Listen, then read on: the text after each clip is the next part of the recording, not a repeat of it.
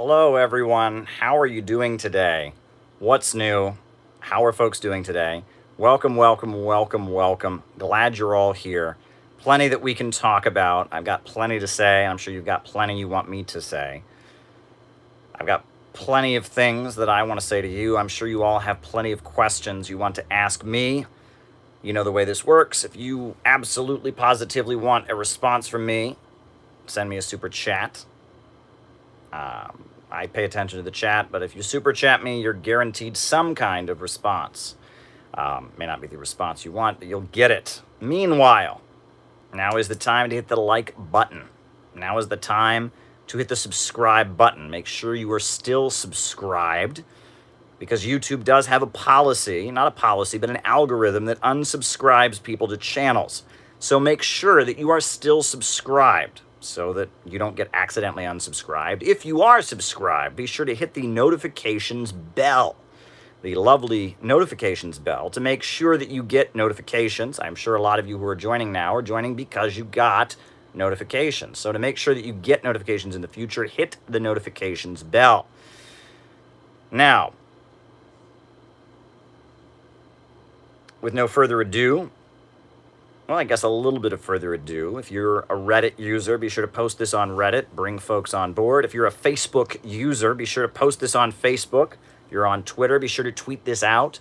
The bigger this conversation gets, the happier all of us are, the more fun we have here on Thursday evening in my lovely Brooklyn apartment. So please share this. Please hit the like button. Please hit the subscribe button. Please post this on Reddit, on Twitter, on Facebook, on Instagram, on TikTok, right? If you want to make a little TikTok video of that, people do this. They film the screen and they make little TikToks out of this. If you want to make a TikTok video out of this, that would be fun. I'm sure there are all kinds of social media that I haven't mentioned. WeChat.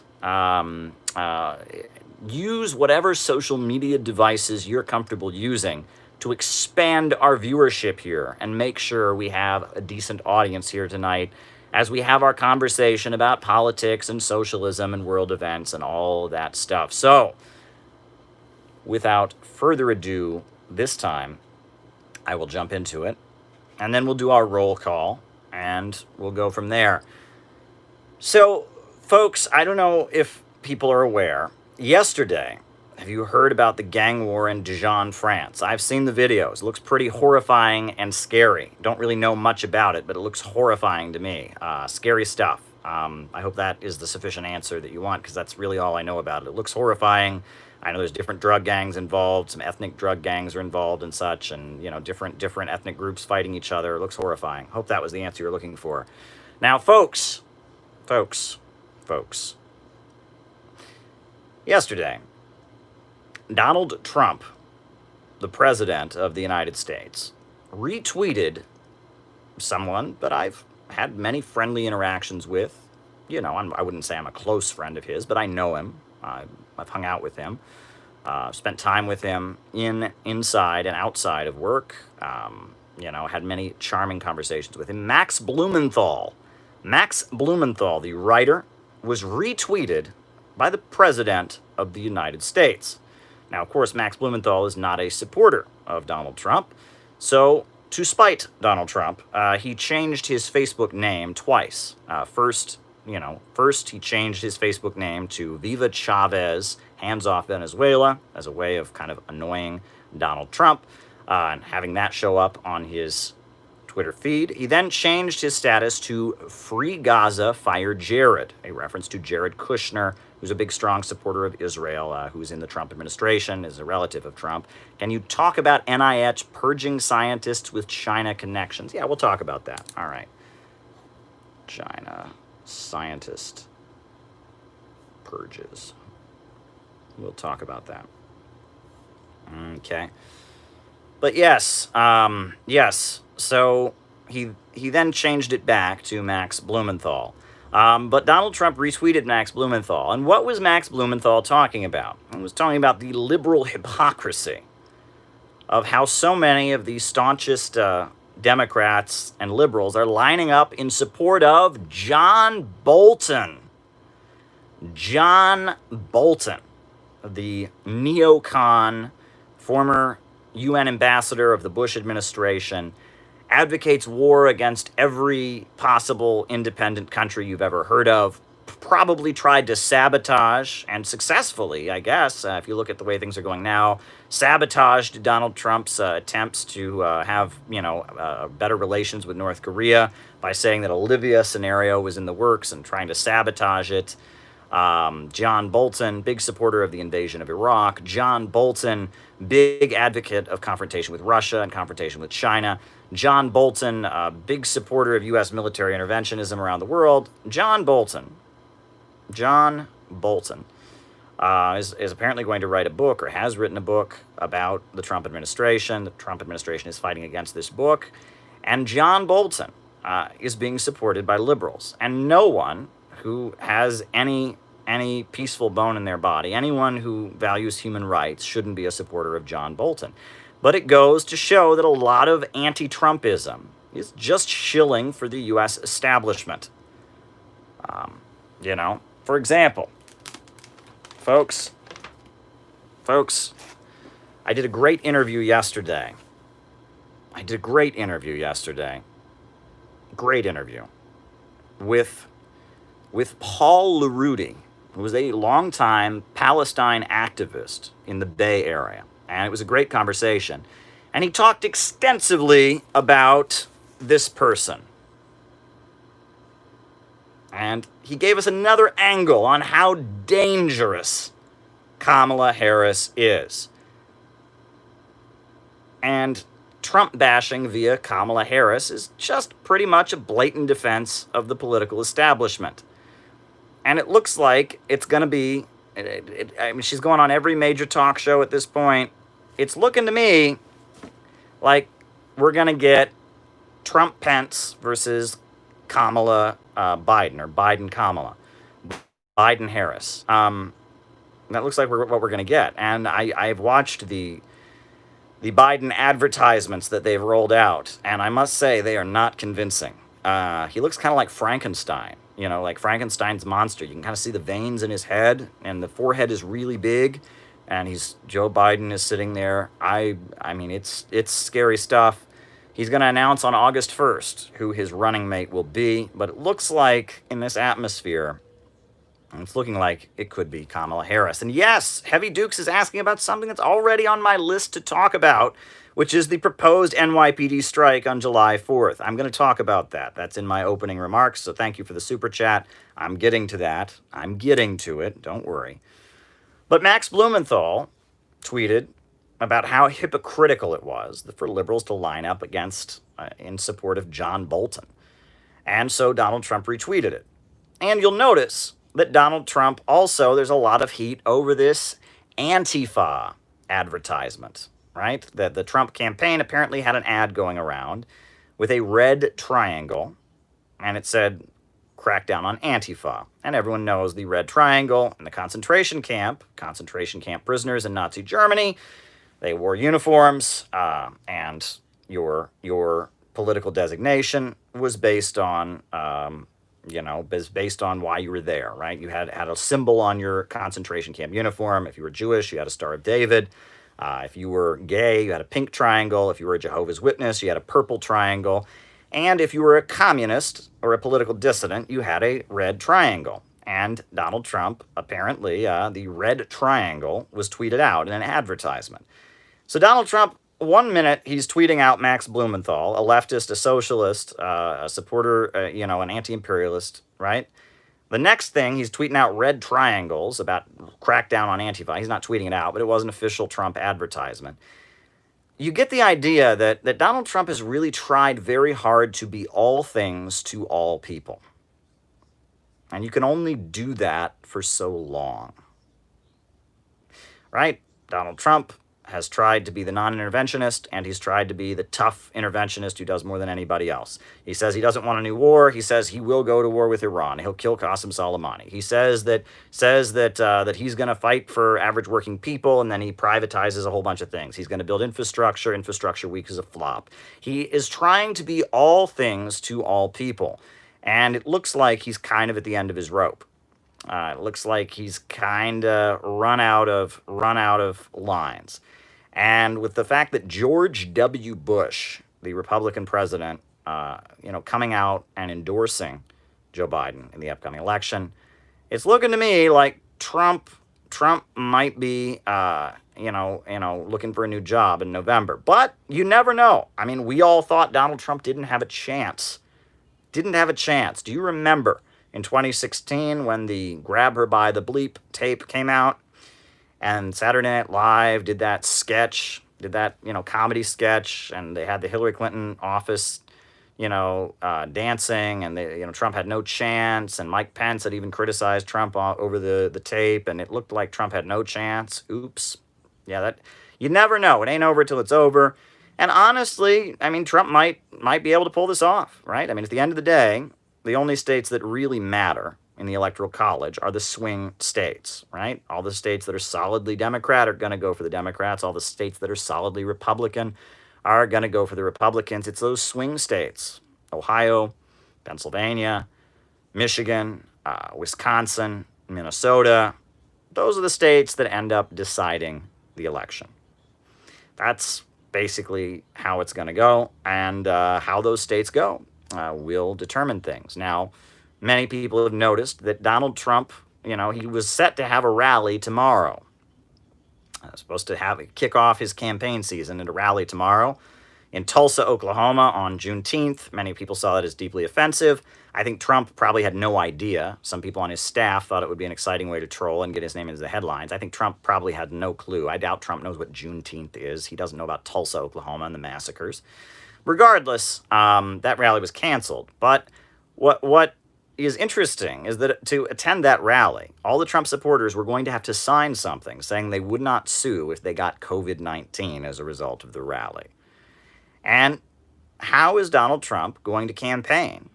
How are you going to campaign with no rallies, right? The Trump rallies are like the biggest thing he does. He has these really, really, really effective rallies. These really, really effective rallies. I mean, these rallies, very well staged, right? I mean, the national anthem with the flag coming down and then like fire coming up out of the ground like it's professional wrestling or something.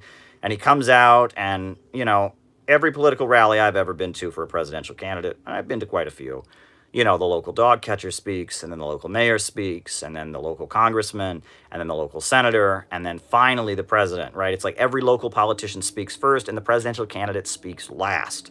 Not at Trump's rallies. Trump shows up, he speaks, and then most of the people go home, and the local politicians are begging them to stay while the supporters are all leaving. Donald Trump's rallies were rather I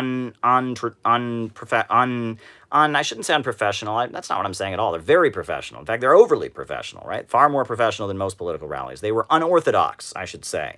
It was a lot like, they are a lot more like going to a show or going to a movie or something, right? And then, during the 2016 election, there were all the protesters who would come to the rallies, and the crowd would get kind of fired up as the protesters were being kicked out, and that would kind of get them like pumped up. Actually kind of reminds you of that Pink Floyd movie. If you watch The Wall by Pink Floyd, where, it's like he's pretending to be a fascist at his rock concert and he's kicking people out. Get him up against the wall. And Trump's up there, get him out. And the crowd gets kind of pumped up that they're in this like moment of like, we're going to purge the auditorium of undesirables. And, he comes out and he wears his hat and he, does weird stuff where he gets supporters to come up and try to touch his hair. And, Donald Trump, he throws a good rally, but ain't no rally is going to be happening. Or, I mean, there was going to be one tomorrow, and it's been called off. So what's going to happen? How is Trump going to get reelected without having his rallies, which are one of his strong suits? Will he be able to get the folks in Ohio and Pennsylvania and Michigan and Wisconsin? Will he get them, Minnesota, to vote for him? Those swing states. Because if he doesn't get those swing states, he loses. Right? Those states are really all that matters. And Donald Trump at this point, it's up in the air. Some people say his approval ratings are low. Some people say his approval ratings are high. The older folks in those states who've been left behind, deindustrialization, have seen the country all fall apart.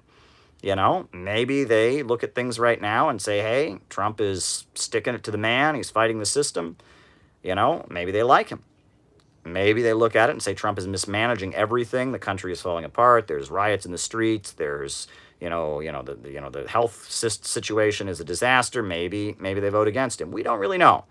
I think Trump is desperately trying to figure out how to get those swing state votes, and we'll just have to see. Meanwhile, the Democratic establishment very much wants to move toward a more centralized and controlled capitalism, right? That they represent that managerial element, the higher levels of the bourgeoisie, Silicon Valley, Wall Street, the ultra-rich that very much want to control the situation and not let things further spin out of control.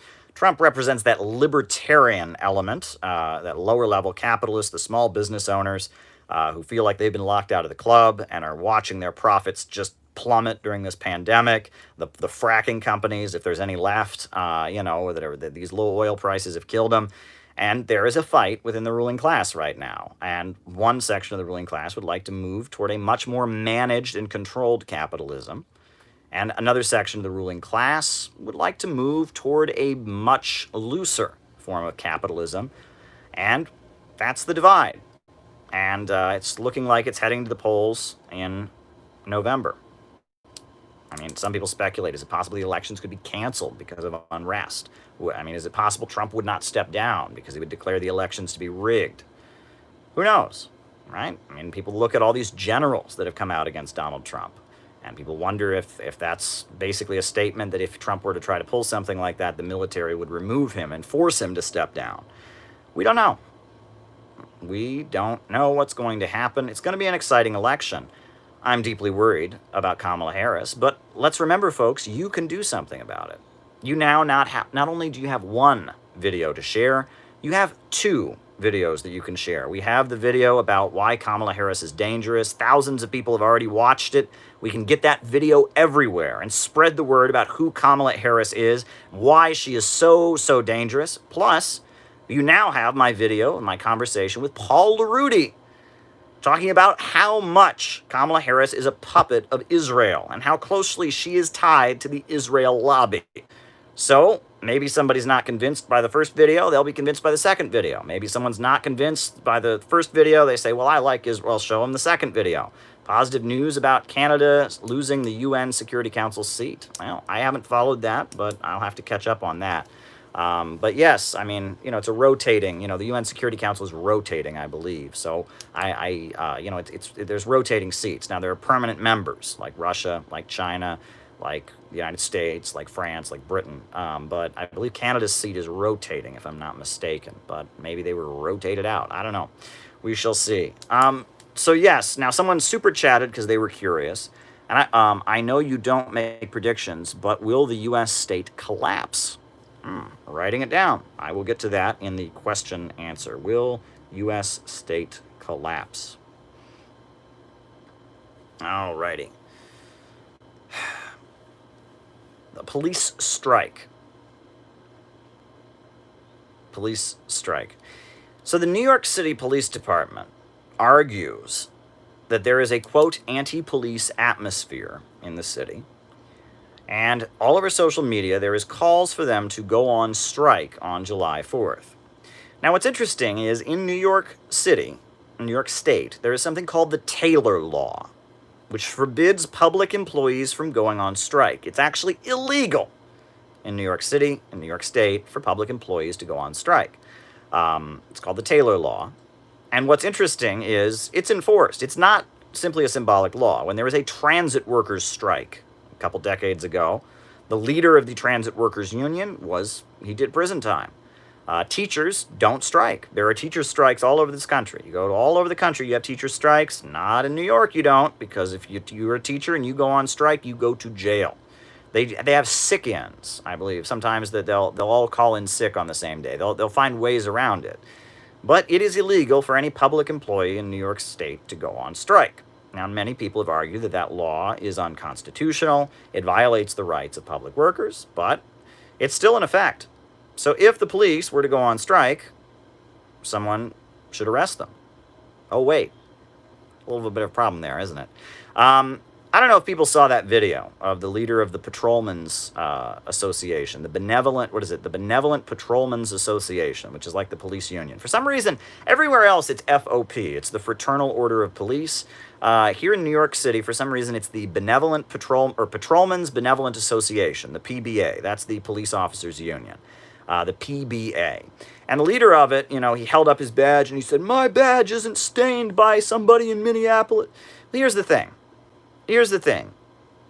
I know there's a lot of good people who sign up to be police officers. There's a lot of women who sign up to be police officers because they want to stop domestic violence. Maybe they saw their mother being beaten by their father and they want to intervene. That's respectable. There's a lot of people, who are from minority communities. Maybe they're African American, maybe they're Asian American, maybe they're Arab American, and they say, well, if I can join the force, I can change it from within. So I don't want to paint with a broad brush. I'm not going to pile moral condemnation onto every person who ever becomes a police officer. That said, the reason that your badge is tainted, sir, is not because of someone in Minneapolis. It's because of whenever one of these bad apples, it's always described as bad apples. Sure, there's a few bad cops. Whenever one of these bad apples does something, all the police pile into the courtrooms to support them, no matter how blatant it is. Ramarley Graham in the Bronx. This was a young man. They wanted to stop and frisk him for, he had marijuana on him, so he didn't stop. He just ran from the police. They followed him for blocks to his apartment. They went into his apartment, boom, shot him in front of his grandmother. Murder, right? They followed him all the way to his apartment and shot him simply for running from them. Now, is the badge of this guy in the video tainted by it? Well, in theory, no, right? He could, if the PBA, if the Patrolmen's Benevolent Association got up and said, "We condemn the officers that killed Ramarley Graham, unacceptable behavior." No, that's not what they did. They piled in to every court hearing to support their brother who murdered an innocent young man. They piled in, they packed in to support him. And that always happens, right? Whenever Eric Garner, same story. With Eric Garner, did they say, "Oh, the officer who killed Eric Garner, he's wrong, we condemn that, but that doesn't stain our badge"? No. Again, piled into the courtroom to support the officer who did it. They actually took, action against the man who filmed it. I believe he's still in jail. The man who filmed the killing of Eric Garner. This is, these bad apples are routinely defended by police associations. That's why your badge is tainted, sir. It's not tainted by what the bad apples do. It's tainted by the fact that you always, no matter how blatant the case is, no matter how obvious it is that someone should not have been killed, the Patrolmen's Benevolent Association, the Fraternal Order of Police, always does everything they can to support the most vicious moves by these officers. Except, let me add, in this case where there was a Chinese American officer who shot a someone, right? And that was a case, and you'll notice that was a case where you didn't see the PBA, just sticking up for him all of a sudden. Why? That was pretty weird. And many people have commented that PBA video where he's got all the officers and he's standing there and my badge ain't tainted, well, one respect, that video, many people have commented that, it was all white officers in that video, right? I remember when I first came to New York City, a couple months after I was here, before Occupy Wall Street started, when I was in the city in the spring of 2011, I participated in some protests. It was big protests, and it was teachers unions. I don't even remember what the issue was. Regardless, I remember that we were in the street, and there were all kinds of police, but there were a lot of the police were not the kind who they were white. There's with the New York City police, it's there's the blue uniform. That's your typical New York City cop. And then there's a white shirt, that's like a higher rank. But then there's this other kind of rank of police officer where they wear a suit, right? The ones who wear a suit, they're the really high up. They're like bureaucrats almost. I don't know what the ranks are, and I don't want to get it wrong. I know there's detective and captain, and I don't want to get it wrong. So I'm not gonna get it wrong on here. But there's different ranks, and you can tell by how they dress, right? Blue, white, and suit. And for some reason at this demonstration I was at years ago, I looked totally different back then, by the way. At this demonstration, and thank you for the super chats, I'm appreciating it. I remember there were a lot of the suit officers were there. And what I remember was, I remember looking at them and saying, they all look like they could be related to me, right? They all had bright red hair, just like me. And you know why that is? Because the police department of New York City, historically, is very, very, very, very, very, very, very, very, very, very, very, very Irish, right? Ever heard of the term paddy wagon? Paddy wagon? What did that refer to? It didn't just refer to, they say, well, that's because Paddy's a drunken Irish guy, and they're going to, put him in the wagon when he's drunk and rowdy and criminal. No, Paddy's driving the wagon, right? Right? The police department of New York City has a long history of being Irish. So much so that Donald Trump's father was arrested at a Ku Klux Klan rally against the police. Do people know about this? It gets publicized a lot, right? Donald Trump's father, Fred Trump, was arrested at a Ku Klux Klan rally in the 1930s. Well, that Ku Klux Klan rally was an anti-NYPD rally. I kid you not, right? Donald Trump's father was German-American, Fred Trump for whatever, and he was a German-American Protestant.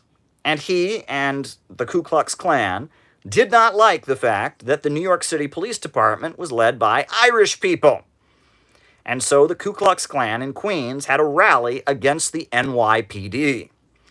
And that rally is where Fred Trump was arrested. Apparently the NYPD did not appreciate this Ku Klux Klan rally against the NYPD, so they broke it up, there were scuffles, and Fred Trump ended up getting a bust, ended up getting arrested. And so the story goes, you just see Donald Trump's dad was arrested at a KKK rally.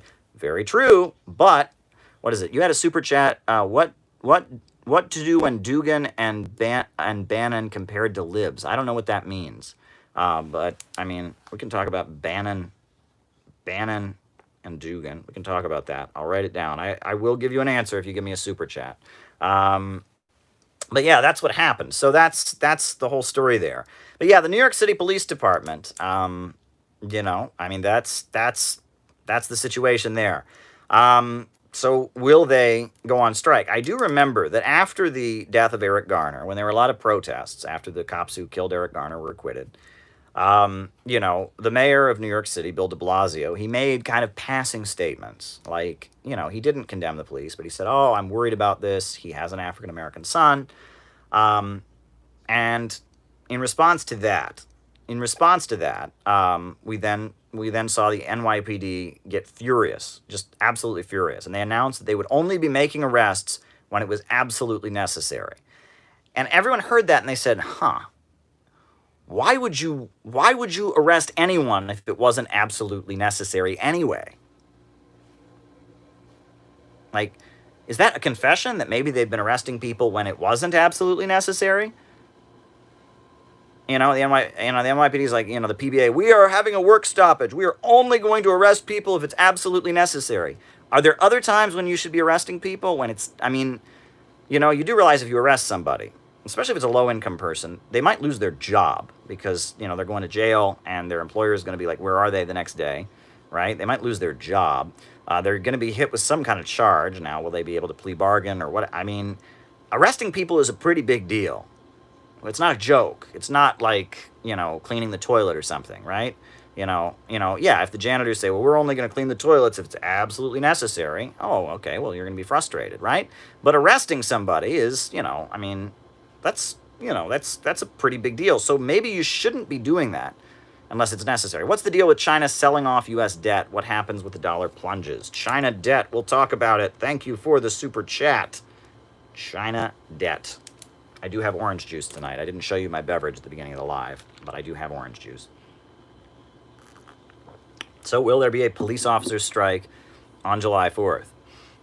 And what will that mean? Now, if the police are on strike on July 4th, does that mean that the parks where people are going to be going, people always go to the park on July 4th in New York City. They're packed full of people. After COVID-19, are we looking at a multipolar world? Writing it down.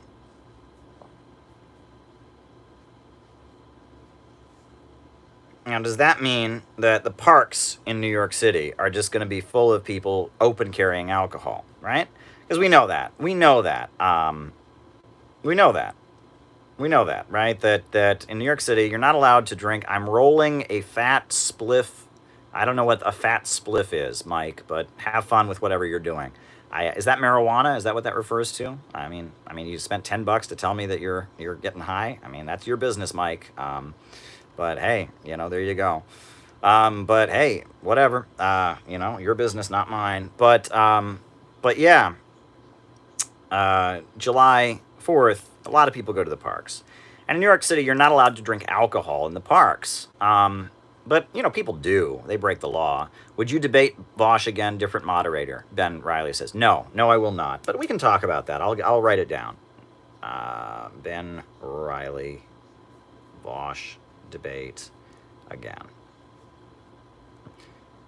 But anyway, at this point,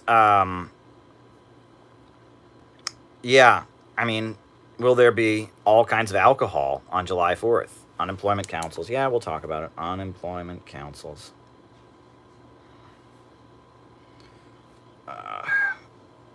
Will July 4th in the parks of New York City be kind of scary? I know if there's a police strike and there's, July 4th on the same day, I'm staying inside. I'm absolutely staying indoors. I'll tell you that much. I'm definitely staying indoors because, yeah, the July 4th parks are awful generally because there's so many people, but I can imagine they're going to be pretty bad.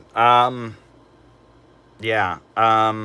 Okay, so we talked about Max Blumenthal and John Bolton and all of that. We talked about the police strike.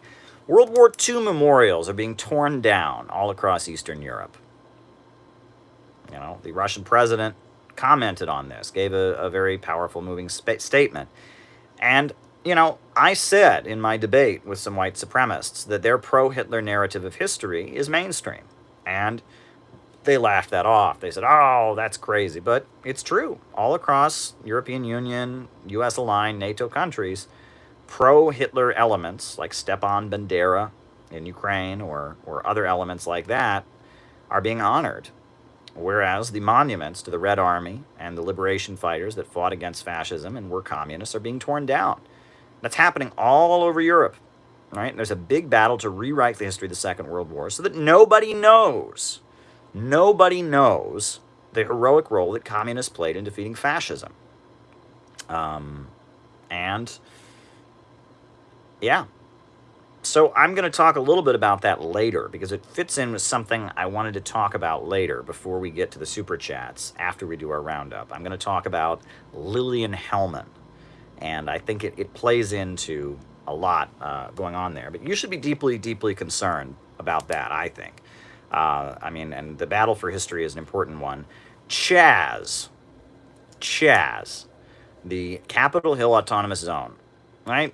There's people on the ground. I mean, they're calling it now the CHOP, the Capitol Hill Organized Protest. Fox News has been caught photoshopping pictures of one of the armed patrols there. But here's the thing. Oh, thank you, Space Communist, for the super chat. It is appreciated. Here's the thing about the CHAZ. Have you noticed that the right-wing media, I mean, I'm starting to not call it media. If you look at Fox, you look at like Breitbart, you look at all this stuff, I'm starting to not call it media. I'm going to start calling it conservatainment. Because that's really what it is, conservatainment. The conservatainment industry is just having a field day with CHAZ. And they can't get their story straight about it. On the one hand, CHAZ is an absolute police state. Anyone who walks in must have ID. They're these armed communist guards that threaten people, and they built a big giant wall around it, and no one may enter unless they get permission of the communist state, and that proves they're hypocrites because they didn't like Trump's wall. How does someone asked about China being socialist? J.P. Morgan. What about J.P. Morgan being the first foreign-owned futures business in China? Another China socialist. I'll combine the two. China socialist, J.P. Morgan in China. Alrighty. And so, on the one hand, they're talking about the CHAZ, and the CHAZ is being described as this highly, highly authoritarian place, and they built a wall, and that shows that they're hypocrites because Donald Trump wants to build a wall and they're against it, and they have borders, and liberals are supposed to be against borders, and it's so authoritarian, and it's scary, and it's Antifa propaganda. And then, on the other hand, they describe it as an unorganized mess of people that are immature and crazy, and there's people that are naked running around, and it's crazy, and it's chaotic, and they're hippies, and they're all on drugs. Make up your mind. Make up your mind. LP is asking about CPI and Bolton's book. Okay. All right, writing it down. All right. So, on the one hand, CHAZ is an absolute or authoritarian police state. That's not true, right? I've done interviews with people on the ground. Sam Shipman gave a great interview. You can still watch his interview. It's been posted. Many people have watched it. Sam Shipman, the leader of the armed patrols, has said that no, the barricades, they're not allowing law enforcement to come in, right? That's kind of the idea, is it's law enforcement free. But people walk in and out of it all the time. They're not checking people's IDs. That's not happening. That's fake news, number one. The barricades are not barricades. I mean, they're not walls. People walk in and out frequently. So it's just fake. But regardless, they can't make up their minds. Are they a bunch of irresponsible, silly hippies, a bunch of overgrown children partying and playing in the street? Or are they scary, ultra-left authoritarians, a boot stomping upon the human face, taking our freedom away? Both. I mean, and it doesn't really matter because it's conservatainment. It's conservatainment. I mean, that's really, I feel like the right wing of the United States is almost kind of realizing they've lost this one, that basically liberalism is becoming the upper hand voice of Western imperialism. And so they're just trying to make money on the way out. They're just trying to pander to their audience, and it's getting silly. I mean, it's getting silly. The Tucker Carlson coverage of the CHAZ, I mean, there's a lot of things about the CHAZ you can criticize, but there's people there. I mean, I really hope it is resolved in kind of a peaceful way. It can be de-escalated, and I hope that they can continue engaging in their protest against police brutality. I know there's a lot of great people involved in the CHAZ. At the same time, would I have advised them to do what they're doing? Probably not. If they'd have come to me and said, hey, Caleb, what do you think? Do you think we ought to set up an autonomous zone in Capitol Hill neighborhood in downtown Seattle? I would have said, maybe not. But, do they have the right to peacefully protest? Sure. And I was afraid for a while that Trump was stoking folks up for a massacre, honestly. And that would have been a nightmare. And that's why I was doing everything I could to raise awareness about what was really going on there. And I interviewed Sam Shipman, and I had video from my good friend Desiree, and I'm still concerned about it. You don't know what could happen. But at this point, it seems like the biggest supporters of CHAZ have got to be the Fox News world. Right? I mean, it is like a fixture, right? Think of how much more work they're going to have to do to fill all that airtime if CHAZ goes away. Think about it. I mean, it's easy for them. Any rumor about CHAZ, anything, they can cover it, right? If I was a Fox News employee, I would be begging Trump, please just let the CHAZ go on as long as possible. We'll pay you anything. I mean, they love it. They love it, right? The audience is going to get bored of it for a while. But Fox News loves CHAZ. They love to hate it, right? That's the whole thing. They talk about how love and hate are sometimes connected.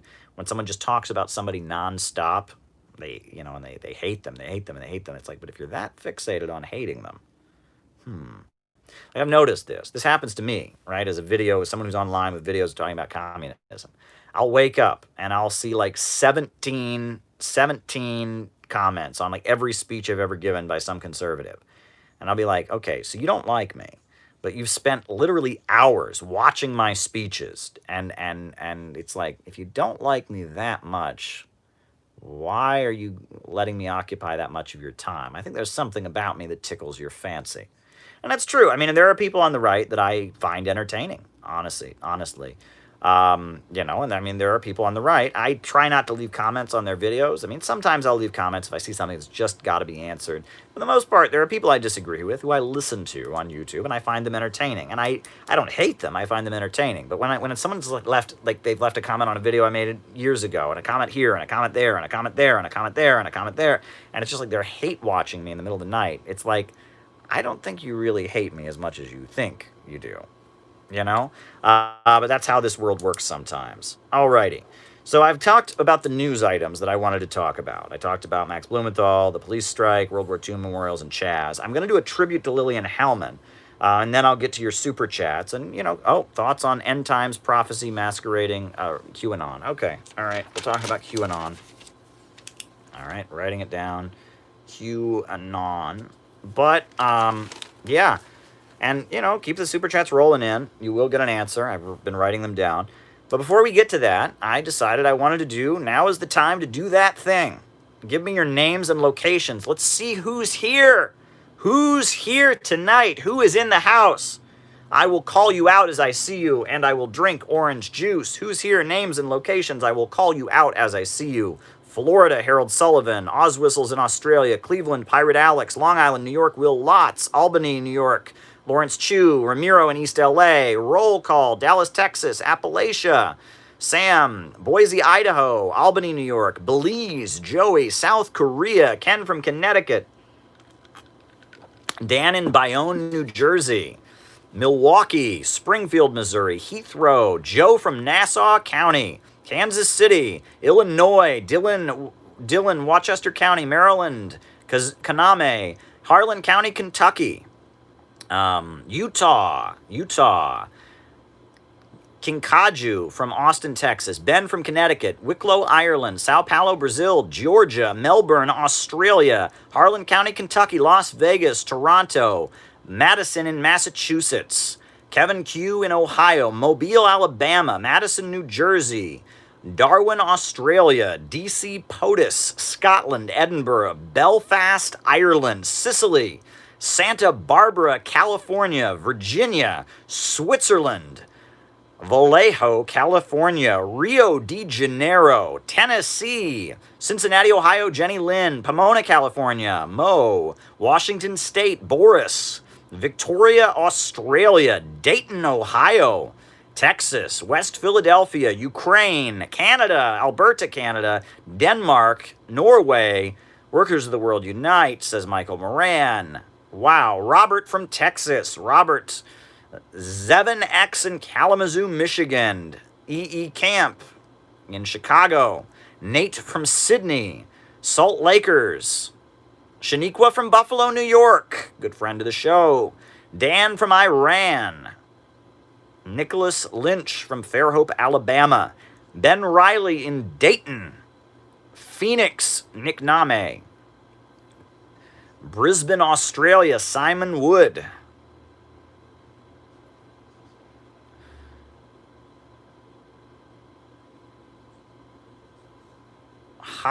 Dan from Iran. Mogan from California. Pen Pals. Nicholas Lynch, I'm from right across the bay in Mobile. Anyone else? I don't want to miss anyone. Names and locations. I'll call you out as I see you. I want to get everyone, their shout out.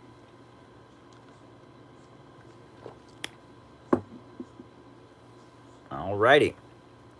I'm not seeing... Oh, Florida. Benjamin's in Florida. India.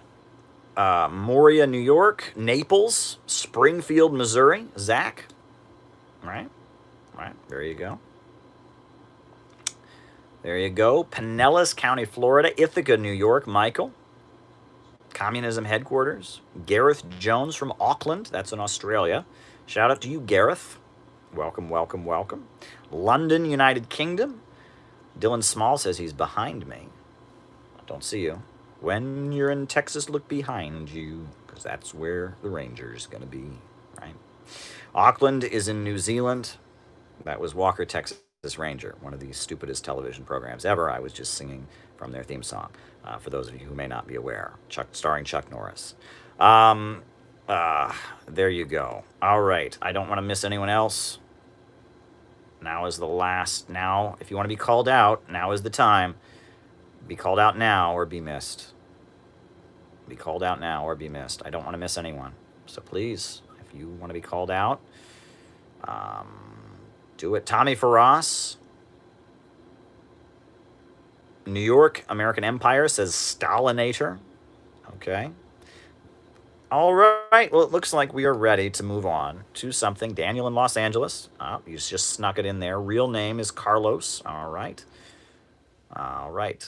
Someone says CEO of Antifa from my secret lair. Bum, bum, bum. Leiden, the Netherlands. Oh, wow. Frank. Wow. Bing is in Bing. All right. Rusty in Culver City. Very nice area. I love Culver City. Okay. Alrighty, folks. Can you shout out Mike Oxmal? I guess I just did. Aberdeen, Washington. All right. Very good. Springfield. Zach Campbell. Okay. Alrighty. Okay. So I was going to talk about what I was going to talk about, which is Lillian Hellman. I don't know if folks know about Lillian Hellman. So Lillian Hellman, she was a very famous playwright and writer as well, memoirist, very, very well-known writer. And she was married to Dashiell Hammett. And Dashiell Hammett was a member of the Communist Party. Lillian was a member at one point. It's not clear when and when she left, but she was a lifelong communist, defender of the Soviet Union, defender of Stalin. She spoke very positively of Stalin. She was married to Dashiell Hammett, who was a Communist Party member for his whole life. Dashiell Hammett is the guy who wrote The Maltese Falcon, the detective story. And she was in New York City, and she grew up in New Orleans. She moved to New York City.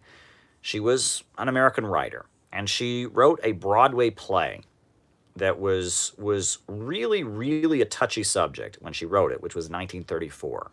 The play was called The Children's Hour. And I don't know if people have had a chance to watch it. It's actually very good. It's been made into a movie, but they perform it still. It's a classic American play. And the play is about two women who run an orphanage for girls. And they're good friends, and they run this orphanage for girls. And there's this one little girl in the orphanage who's very mean and is bullying other girls, and they punish her. And so this little girl starts a rumor that they're lesbians. And of course, all the parents pull their kids out of the orphanage because that's back in the day when homosexuality was, oh my God, and they might be child molesters. So it destroys their orphanage. And it destroys their lives based on this rumor that they're gay. And then at the end of the play, one of the women breaks down and confesses to the other woman that she's actually always loved her and been in love with her. And the other woman says, well, she's not a homosexual, and so she just doesn't return the love, so the other woman commits suicide. Very sad play, and about a touchy subject, which is homosexuality. Not the kind of thing people talked about in 1934. It was a hit on Broadway. I mean, people didn't see it coming. Huge, huge hit. The Children's Hour by Lillian Hellman. She was a communist, and it was a very, very powerful play. So that was 1934. Lillian Hellman, she wrote another play, Watch on the Rhine. Watch on the Rhine. And that was a very, very overtly political play. It was about anti-fascist, communist resistance fighters in Nazi Germany. And it's like, the father, the main protagonist is a man who's an underground anti-fascist resistance fighter. He makes communist speeches throughout it. He says, I'm not just fighting fascism, I'm fighting for a new world where the workers have the power. Very communist speech. Watch on the Rhine. During World War II, she gets hired by Hollywood, and she writes screenplays for Hollywood. She writes a beautiful movie called The North Star, which is about Ukrainian villagers fighting against fascist Nazi invaders. And it's a very pro-communist movie. They sing the Internationale. The hero is a doctor who has a Stalin mustache. It's a great movie, The North Star. So, of course, McCarthyism comes around, and she's called before the House Un-American Activities Committee, and she refuses to testify and name names against other communists. She's kicked out of Hollywood, of course, for being a communist. But her plays are still very popular and such. So then, in the 1960s, she starts writing like memoirs. And eventually, in the 70s, they made a movie based on her memoirs. She wrote a book called Pentimento, which was kind of memoirs of her life story. And a section of Pentimento was about a childhood friend of hers that she called Julia, not the real name, obviously, who had been, become a communist and an anti-fascist resistance fighter and had been doing underground work inside of Nazi Germany and eventually was killed by Nazi officials. And so it was a great story, and the book sold a lot. It was, in the 1970s, and the book sold a lot. So they made a Hollywood movie, in 1977 out of Julia, and it starred Jane Fonda. Jane Fonda was a communist at that point. She was known for her Vietnam War protests. She was hanging out with Maoists. And Vanessa Redgrave was in the movie as well. At that point, she was a Trotskyist.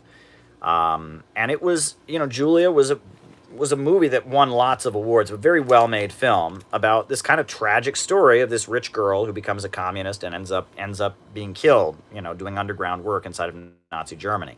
Very powerful movie. And Lillian Hellman, she's the protagonist in it. It's her memoir. So she does a lot of interviews. And in those interviews, they ask her to apologize for supporting Stalin. And she won't do it. She says Stalin was a great leader. She says the Soviet Union was, quote, the ideal democratic state. She's asked about gulags and such, and she responds by saying that if you had seen what I've seen inside of America's prison systems, you would be a Stalinist as well. She refuses to denounce Stalin. Furthermore, she's Jewish. So they ask her, aren't you opposed to the Soviet Union because it's anti-Semitic and it's persecuting Jews? And she said, I want to see the proof of that. So she just refuses to back away from being a defender of Stalin. So at the Oscars, because she stood up to the House Un-American Activities Committee and lost her job as a screenwriter, and that because she's written, this movie based on her life story has become a big hit, in 1977, they give a big tribute to her at the Oscars. Standing ovation. Jane Fonda honors her, calls her a friend. She gets up there in front of everybody. She's in her 70s, mind you, and she's crying. Beautiful moment, right? Lillian Hellman, amazing writer, communist, whatever. What happens next? The CIA can't stand this. They can't stand this. So immediately after Lillian Hellman has her kind of moment in the sun at the Oscars, the press starts filling up with reports claiming Lillian Hellman is a fraud. And if you read these reports about Lillian Hellman, they say things like she writes her memoirs in her 70s. She's in her 70s. And she's remembering her childhood in New Orleans, like in 1910. But she got the names of places wrong. Oh my gosh. She got the names of streets wrong. She got the names of churches wrong in New Orleans. And local New Orleans papers published guides in the paper, things that Lillian Hellman got wrong in her memoirs. Furthermore, they ask her to name who Julia really was. And she won't do that because you can understand why she doesn't do it, because the book talks about how the family of Julia turned her back on Julia. She also talks about how, there was some kind of gay relationship between her and Julia, and she's not going to reveal that, right? So they start saying Julia never existed. Well, it's likely that the Julia character in her memoir is a composite, right? There were many young women who joined the Communist Party in the 1930s who then did anti-fascist work, would go to Germany and deliver, suitcases full of money to resistance fighters and stuff like that. So Julia existed. She may be a composite of different people.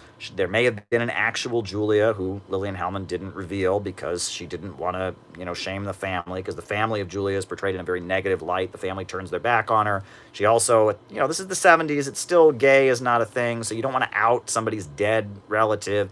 Then the media starts claiming that Julia is actually this famous psychoanalyst who lives in New Jersey and never died, and that doesn't sound right. And they just went over and it's all over the press. Lillian Hellman is a fraud. Lillian Hellman is a phony. Lillian Hellman is a liar. And it's like, what did she lie about? She got the names of places wrong in New Orleans when she's writing about her childhood in New Orleans in her 70s, I'm sorry, I don't know anyone in their 70s. They're going to remember their childhood. They're going to get the names of streets and churches, and that's ridiculous. On top of that, we know that there were all kinds of Julias. There were all kinds of communist young women who fought against fascism. So Julia is probably a composite based on different people, whatever, okay? So they go after Lillian Hellman.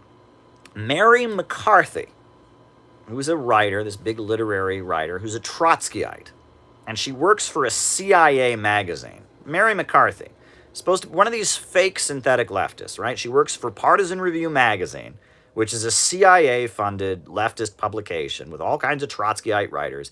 Mary McCarthy, a Trotskyite, a Shachtmanite trot, goes on the Dick Cavett Show, 1979, and says that every word Lillian Hellman writes is a lie, including and the.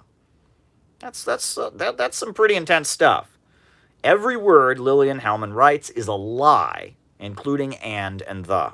That's a pretty intense thing to say. Lillian Hellman sees it on TV, and she takes her to court. She sues her for libel, showing that's outrageous, right? It's one thing to nitpick through her work, but to say that every word, to say on national television before millions of viewers, that every word she's written is a lie. So she sues her. And what's unbelievable is that even decades after her death, people still keep up this hatred for Lillian Hellman, right? I mean, look at her Wikipedia page. I mean, there's huge efforts to call Lillian Hellman a fraud, to call Lillian Hellman a phony. But Lillian Hellman, she was an anti-fascist. And when it became trendy to turn against communism, she wouldn't do it. And even when communists were denouncing Stalin, she refused to denounce Stalin. She was a hardliner. She was a tanky. Lillian Hellman, the woman who wrote the first play about gay rights on Broadway, was a tanky. Nobody tanks harder than Lillian Hellman, okay? Lillian Hellman is like an uber tanky. You don't get more tanky than Lillian Hellman. But yet, so much has been done to try and besmirch her reputation because of the fact that she wouldn't back down on this. And it drove the intelligence agencies and the media crazy. It drove them crazy to see that this woman, who was such a well-loved writer and had written this movie about anti-fascist resistance, glorifying the Soviet Union. It wasn't supposed to happen. This isn't supposed to happen. It's weird. I remember do you remember the year? It was a few years back, maybe 5, 6, 7 years back. They had Seth MacFarlane, a Family Guy, host the Oscars. Do folks remember that? And I remember talking to some of the older lefties I knew, and they were saying, oh, the Oscars was so bad. There was nothing about it that would support the movement. And I remember thinking, Hollywood is the voice of the enemy. Why would Hollywood support the movement? But, if you look back at 1970s Hollywood, right, after the Vietnam War protests, late 70s Hollywood, when Jane Fonda was riding high, and Jane Fonda was a communist. I mean, she stopped being a communist in the 80s. She became a big supporter of Israel. But at that point, and she's kind of DSA-ish now, Jane Fonda, but in the 70s, she was hanging out with the Revolutionary Union. She was calling herself a Maoist. She went to Vietnam and supported Ho Chi Minh. She was going around giving speeches to GIs, urging them to not fight. She was pretty radical in the 70s, and she was hanging out with communists, and she stopped doing that in the 80s, when she and she was married to the actor, Tom Hayden, not the actor, the activist Tom Hayden. And after she was married to Tom Hayden, and when Israel was attacking Lebanon, she went on a speaking tour along with Tom Hayden, urging leftists not to protest against Israel, and that's when she stopped being a communist, right? She was in that DSA milieu. She kind of stopped being a Maoist and became DSA, which a lot of people did. There was a lot of ex-Maoists who went on to found DSA and stuff like that, and that's kind of, she still calls herself a feminist, she's still a liberal, but she's not a communist anymore. In the 70s, Jane Fonda, Hanoi Jane as they called her, and she was widely hated for her activism. But yeah, she was a communist in the 70s. Vanessa Redgrave, right? Vanessa Redgrave won an Oscar for Best Actress. Vanessa Redgrave was a Trotskyist. She was in the Revolutionary Workers' Party in Britain.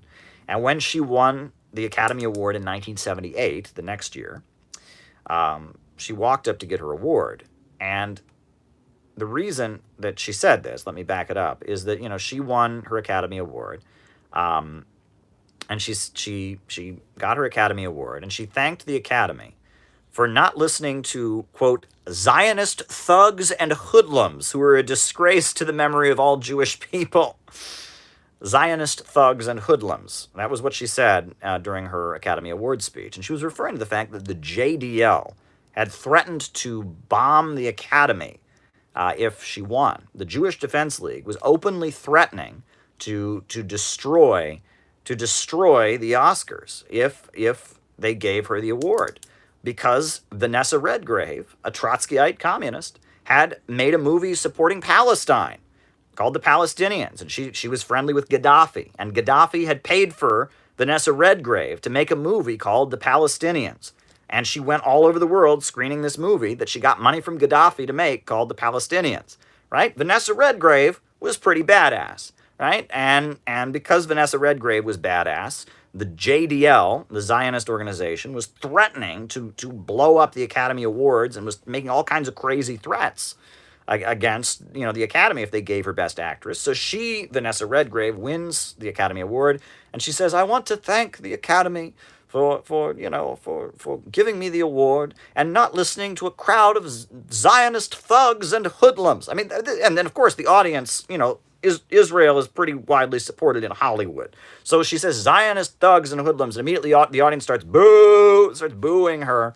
It was wild. It was wild. It was wild. I mean, so I mean, when these boomers are saying to me, "I can't understand why the Oscars doesn't support the movement," there was a time when, in the 60s and 70s, the new left, the hippies, the Vietnam War protesters had a lot of sway in Hollywood. They did. I mean, and Hollywood was a place they felt more at home. If you watch the movie Reds, right? The Reds, right? Now that's I would argue it's anti-communist, but it's subtly anti-communist, right? Warren Beatty, Diane Keaton, and it's a movie about the life of John Reed, the communist journalist who wrote 10 Days That Shook the World. It's an epic movie, 1981, I believe, 1980, 1981. It's a great movie, and I recommend watching Reds, but I would say it's subtly anti-communist. It's a subtly anti-communist film. It presents communists in a positive light. They're good people, but they go a little too far. Basically, I feel like the message of Reds is don't be a tanky. It's okay to be a communist. It's okay to be a writer. It's okay to be an idealist. It's okay to be a middle-class intellectual. It's okay to think about socialism, but don't be a tanky. That's basically what I think the message of Reds is, but it's subtle. It just kind of shows communists as part of American life. It's probably one of the only movies that's really focused on American communists. One of the only feature films that's all about American communists. It shows the founding convention of the Communist Party. It shows the Communist Party members getting kicked out of the Socialist Party. It shows a lot of things. It's about New York City intellectuals, John Reed, Louise Bryant, the playwright, the famous playwright, Eugene O'Neill is played by Jack Nicholson. Jack Nicholson plays Eugene O'Neill, and it's about New York City intellectuals who were deeply influenced by communism in the 19-teens and 20s, around the time of World War I, and leftist intellectuals. It's called Reds, starring Warren Beatty, and he directed it, and it's a decent movie. But again, that's what Hollywood used to be. Hollywood used to have a place for communists. It doesn't anymore. But I think that was because of the Cold War. Really, I mean, it was because of the Cold War, because the Soviet Union was a big, chunk of the world, and because China, and the USA was trying to have influence. Hollywood movies go all over the world. That's what you have to remember. Hollywood movies don't just get shown in the United States. They go all over the world. And if Hollywood was going to have any influence in the Soviet Union, if Hollywood was going to have any influence in a lot of countries in the world, in Africa and Latin America, it needed to be friendly to communists, right? Because you have to do that. Just like now, they're trying very hard to have more Chinese actors because China is the biggest film audience in the world, right? That Hollywood has to relate to the whole world.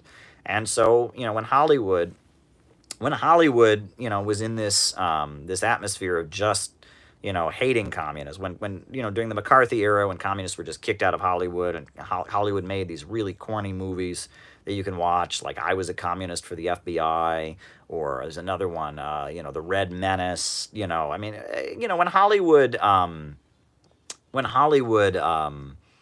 was in that mode, they couldn't really influence around the world. People in communist countries, people in countries where the Communist Party had a lot of influence, they just weren't going to have it, right? But then, a big moment, I think, is the movie Spartacus, and I've talked about that here before. Spartacus, in 1960, they made the movie Spartacus, and that was a coded message to the Soviet Union, right? The movie Spartacus was written, it's a novel written by Howard Fast. He wrote it when he was a member of the Communist Party USA. He quit a few years after he wrote it.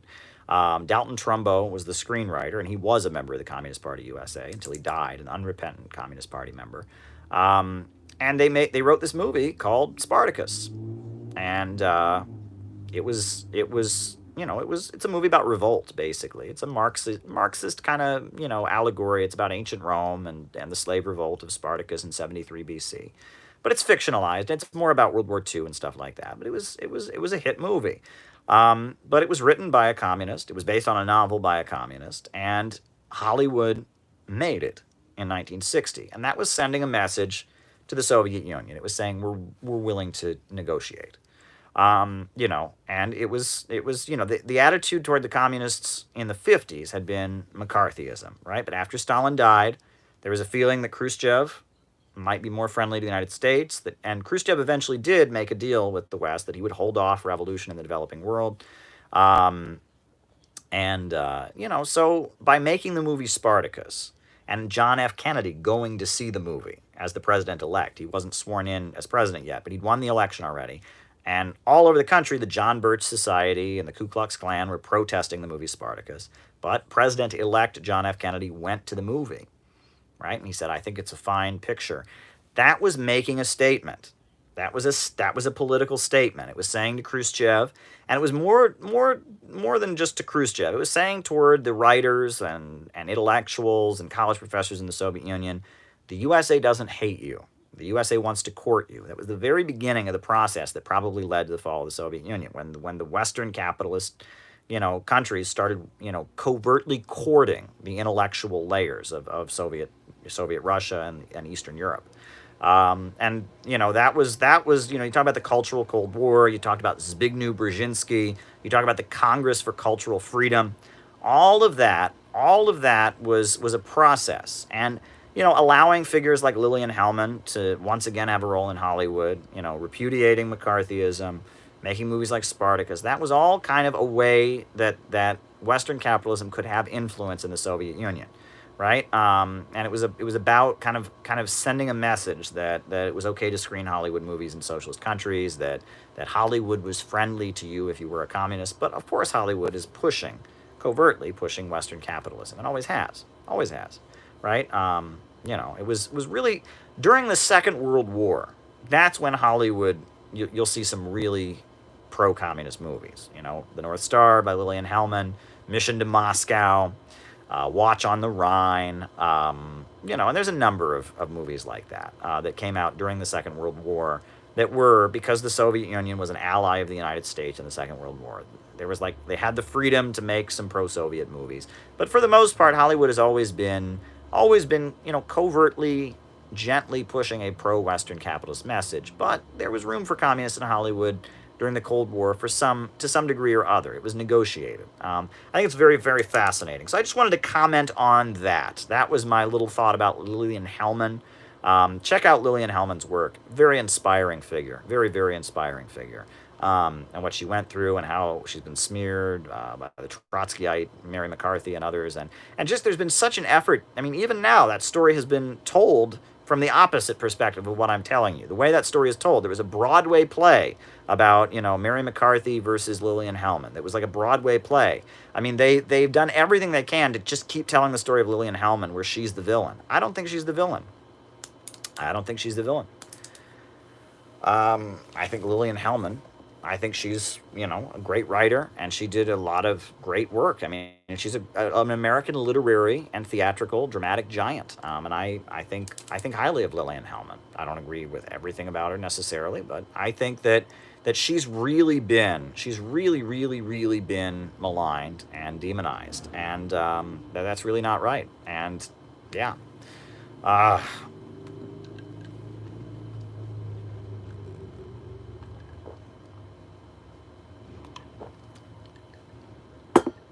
Alrighty. Okay. So now I will get to the super chats that you all have sent me. And if you want to send more, I'm game. I will just keep answering them, and we'll keep going until we're done. So, super chats. The purges of Chinese scientists. This is very, very disturbing to me. Right? There's this implication that if you're a Chinese student studying in the United States, if you're a Chinese scientist who's been hired in the United States, that you must be a spy. And Tom Cotton, the U.S. Senator, is pushing this, and that there is just this huge purge going on of Chinese intellectuals, Chinese thinkers. Thank you, Queer POTUS, for the super chat. I do appreciate it. And it's not right, and it needs to be stopped. And it's going on all across the country. They are preventing Chinese students, Chinese professors, Chinese intellectuals, Chinese scientists from studying in the United States, and it needs to be stopped. And it's not good for us. And I think we should be collaborating with China. China is ahead of the world in science and technology, R&D, research and development. Not a good area for us, right? Little known fact, most of the technological breakthroughs that happen because of government research, not because of the free market, right? They say your iPhone is created by capitalism. Well, almost everything that was invented for the iPhone is the result of government research. In fact, the first mobile phone was made in the Soviet Union. LED lights, that's the LED screen of your iPhone, was made in the Soviet Union. But all the other parts, I mean, government research, government-funded research is a big part of inventions even in capitalist societies. And China, because they have a state-run socialist economy, and they've got a planned economy, has prioritized R&D. And that's why their phones from Huawei are so amazing. And that's why the USA is banning them. And it's pretty unbelievable. It's pretty unbelievable. And it needs to be stopped, right? I really doubt. When I was in college, a number of Chinese students were at my college, and they thought I was wild. When they found an American communist, they thought I was wild. They saw my Mao shirts, and they thought I was wild, and they liked me. And, I went to kind of a suitcase college. They call that where everyone goes home on the weekend. And I remember they wouldn't go home, and they would hang out in this one bar. So I would go and hang out with the Chinese students, and it was fun. Good Stalin books or Mao books. Okay. Writing it down. And I remember I used to hang out with the Chinese students at the bar, and it was fun. I didn't drink very much, but, they would just hang out because they didn't have anywhere to go on the weekend because their family was back in China. And I didn't go home on the weekends. And so I would hang out with them sometimes at the bar. I would, we would sing the Chinese communist songs. Sometimes they would sing the Chinese lyrics, and I would sing like Americanized lyrics to some of the Chinese classics. It was fun. One time I said, at the table, they asked me what I thought about Tibet, and I said Tibet is part of China, and I said so is Hong Kong, and so is Taiwan, and they applauded, and then they kind of laughed because there was one girl sitting at the end of the table who was from Taiwan, and so she didn't agree with that, and it was just kind of laughing. But it was fun. I remember hanging out with the Chinese students, and were those Chinese students that I hung out with spies? Of course not. Of course they weren't spies. At my little tiny college in Ohio, they're studying engineering. They're studying accounting at a little liberal arts school in Ohio. They're not spies. Are you kidding me? The xenophobia, the contempt for, this has got to stop, right? I think more Americans should go and study in China, and I think more Chinese folks should come and study in the United States. I think the United States and China should be good friends, right? So, yeah, I'm totally against this. We need more Chinese scientists here, and they need more American scientists in China. I think we need cooperation. So, yeah, and some of my most fond memories. Caleb, can you outline different Whoa. Okay, what's your opinion of Tito in former Yugoslavia? Someone said, can you outline different political groups? And then it went by. Tito in Yugoslavia, writing it down. What was the political groups one? I want to give you an answer. Tito, Yugoslavia. You outline different groups within Occupy Wall Street. Oh, okay. All right, Tito, Yugoslavia. Political groups. Occupy. OWS. Okay, writing it down. I'm going to get to everyone's questions here, like I always do. If you give me a super chat, I will give you an answer. May not be the answer you want. All right, but yeah, some of my fondest memories of college are times I spent with the Chinese students, and the fact that now they're trying to demonize Chinese students and say they're all spies is just so unfortunate because, yeah, okay. Will the U.S. state collapse? Well, not anytime soon. I kind of hope that doesn't happen. Having the state collapse is a bit of a problem. Yeah. Is it possible the USA could start to balkanize? That's possible. We've seen California separatist movements. I interviewed some California separatists when I was out there. I did a story on it. There's Texas separatists as well. I mean, I hope not. I really hope not, right? I mean, I would hope that the United States can peacefully transition towards socialism, and we can restructure the United States and build a new socialist state and peacefully transition toward it. Unfortunately, yeah, I understand why you're asking that question, because there are many people that are looking at U.S. society.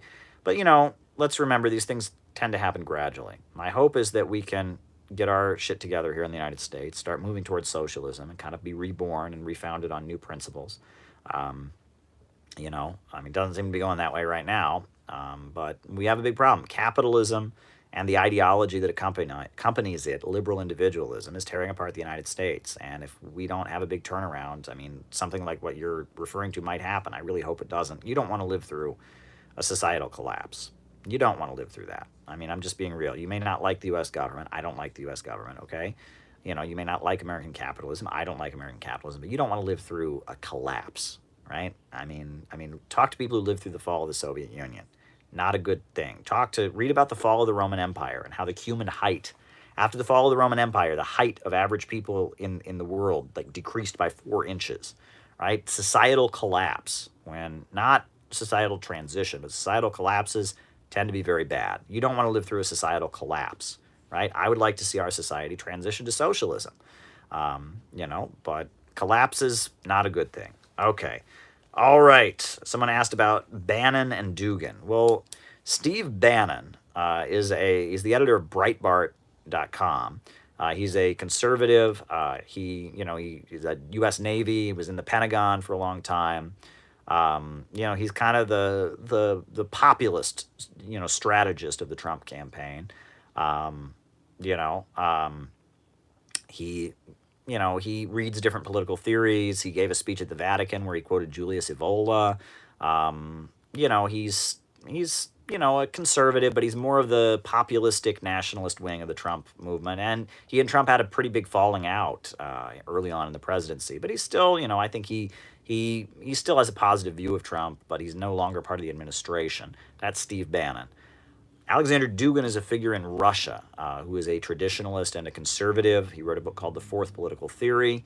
He was originally in the Communist Party of the Russian Federation, but he stopped being a Marxist and became more of a traditionalist and a conservative. I believe he runs something now called the Eurasian Movement. So I don't see any connection between those two individuals. I mean, they're both conservative, I guess, maybe. They're both critical of... Steve Bannon, I guess, argues that, that the global system is collapsing, and I think Dugin probably thinks that as well. But aside from those two things, one is a traditionalist, anti-capitalist, Eurasianist thinker in Russia who used to be a communist, and the other is a U.S. Pentagon military guy who loves capitalism but is a little bit more nationalistic and pushes economic nationalism. I made a video about Steve Bannon because Steve Bannon, he gave a talk and he just bold-faced lied about China. And I talked about the dangers of Steve Bannon. You can watch a talk. Maybe I'll read. I have an essay that was published on China.org. It's in my book, Getting Rich Without Capitalism, but it was published on China.org about Steve Bannon. So maybe I'll read that to y'all later tonight. That'll be fun. Maybe we'll do the Bannon essay. My essay critiquing Steve Bannon's ideas, because I'm very critical. I don't like Steve Bannon at all. Alrighty. China debt. Yeah, well, part of the way the United States has pushed China around is by forcing China to lend them money. People make it sound like China owns us. Well, no, the USA has basically forced China to lend them money in exchange for U.S. investment to take place. So I think it's the Chinese that lose out on having to lend lots of money to the United States. And it's actually the other way around. People always say, oh, China's economy only did well because of America. Well, actually, it's the other way around. It's the United States economy has been bailed out by China many, many times. If it weren't for China, there would have been an economic collapse a long time ago. The Chinese market, China building up state corporations to trade with us, China's facilitation of the American corporations that operate there. China has done a lot to prop up the U.S. economy, and that debt that you're talking about is part of that. There was a great article for Bloomberg where they talked about, Trump had said, I am going to make Apple make their iPhones in America. Couldn't happen. We don't have the resources to do it here in the United States. It couldn't happen. right? We don't have enough engineers. We would require a mobilization of the population uh, like we haven't seen since the Second World War, right? We could not make iPhones in the United States. China, on the other hand, because they have a state-controlled economy, is the perfect place to make iPhones. They can assemble workers very quickly. They have enough engineers because they're investing in their population and training people. And so, Apple goes to the Chinese government, says, hey, we want to make some iPhones. And the Chinese government says, all right, we'll get this person, we'll get that person, we'll get this person. Pretty soon you've got an iPhone factory. And you can't do that in a capitalist economy, and especially not in the capitalism that we've got in the United States. I mean, China's ability to be a great place to do business for Western capitalism is based on its having a socialist system where the economy is planned and organized. That's kind of the reality of the situation. So there you go. I mean, and that people aren't going to like to hear that, right? Everyone wants to just talk about, I heard that in this factory there were bad conditions. I'm with you there, okay? I'm not saying everything in every factory is perfect, but the reason that China is a great place for Apple to make iPhones is because it's got a socialist, centrally planned economy.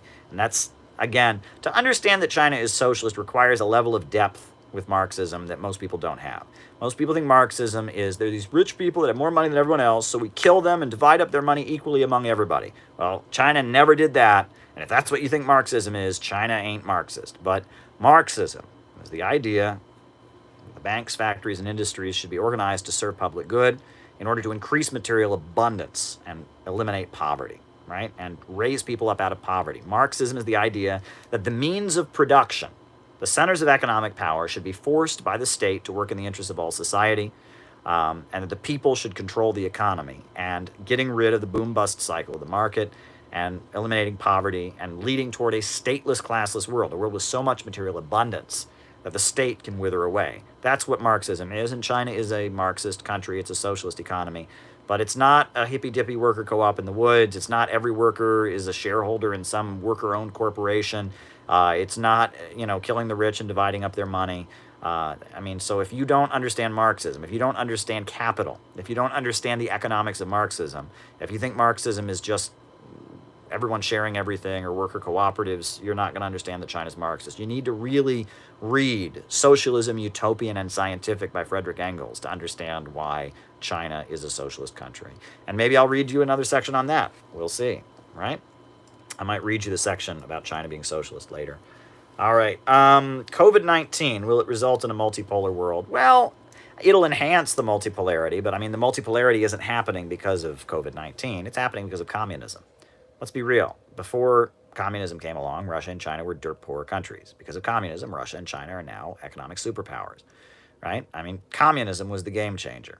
Let's be real, right? There would be no multipolarity if it weren't for communism. Let me repeat that. There would be no multipolarity if it weren't for communism. If communism didn't work, like every libertarian ever just said, oh, it never worked, then Russia and China would still be dirt poor countries. But with socialism, with state central planning, with government control of industries, with Communist Party leadership, both countries became economic superpowers. Russia no longer believes in Marxism.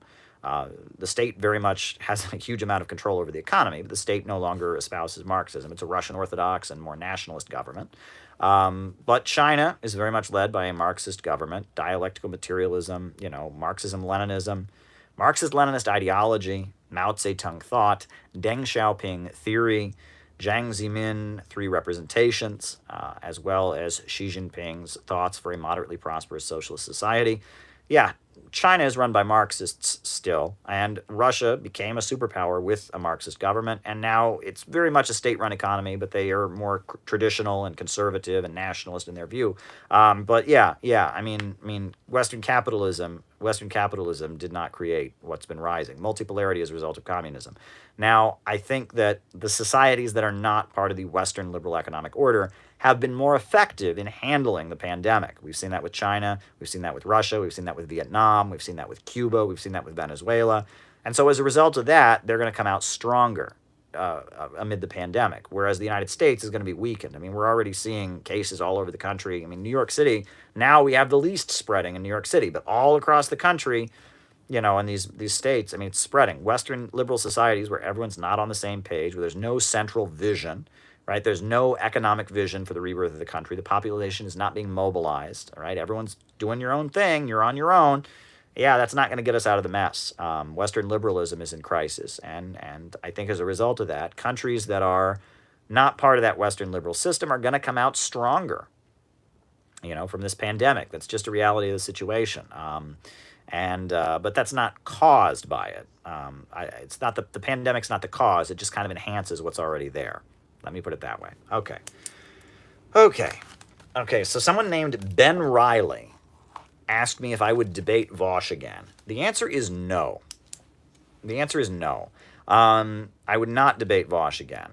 And the reason for that is because Vosh, I'm sorry, I mean, the way he spoke to me during that debate was unbelievable. It would be a waste of time, right? And I mean, I'm sorry. I mean, unbelievable. And during that debate, I showed that the transgender movement was started by a tankie named Leslie Feinberg, right? He tried to say tankies were transphobic, and I said, well, the first transgender activist in U.S. history was a tankie, and he said, irrelevant. And I said, that the gay rights movement was started by communists. I listed Lillian Hellman. I listed, Harry Hay, and he's irrelevant, right? He then tried to accuse me because I disagree, and I'm critical. I don't believe everything that's being said about Uyghurs in China. He equated me with a Holocaust denier. Let me kid you not. He equated me with a Holocaust denier. Right? And that was the whole thrust of the debate. He didn't really want to debate and engage on the topic, right? And I pointed out all kinds of great people who were tankies, like Langston Hughes, like the Black Panthers, who he invokes, right? And he argues that if you defend Stalin and Mao, you're the same as a Nazi. And if you question if the U.S. government starts accusing a country of committing atrocities or violating human rights, and you ask questions about it, you're a Nazi. That's what he argues. He's a piece of garbage, as far as I'm concerned, right? He's a piece of garbage. And on top of that, he's a sexual predator. He sends pictures of his penis to women non-consensually, and he's apologized. He's a sexual predator. He advocates NAFTA, which is a free trade deal that is unbelievable. He still calls himself a socialist, but he advocates basically a trade deal that rapes countries economically. I mean, he's a piece of garbage. And he's one of these people that has been selected for us. I don't know by who, but it's been selected for us to be the voice of socialism, right? And it's embarrassing. I mean, the right wing has got to be laughing. It's who's the voice of socialism? Is it a responsible guy who knows a lot and has traveled all the world and wears a suit? Oh no, it's this guy who plays video games all day and sends dick pics to women, Vosh. He's an atrocious human being. I have decades of anti-racist activism under my belt, my credentials, back in Cleveland when I videotaped women who were beaten up by the police, but he wants to paint me as being a white nationalist because I disagree with him about China, right? And so he's garbage. Why would I give garbage more time of day? The only reason I went on there is I knew that there were probably a lot of people in his audience who would be open to what I have to say. And that's why I continue to do these debates. I'm going to debate Adam Kokesh tomorrow, right? Modern day debates. I'm debating Adam Kokesh. Why? Because I think there's people who watch modern day debates who would like to be part of this community, but they're never going to hear about me. I'm not expecting NBC to run a story about me like they did with Jacobin to promote me. I'm not expecting, CNN to do a story like they do with, like they've done and have me on like they do with the Jacobin people. So, I'm on RT. I do great work with RT. I'm very proud of the work I do at RT.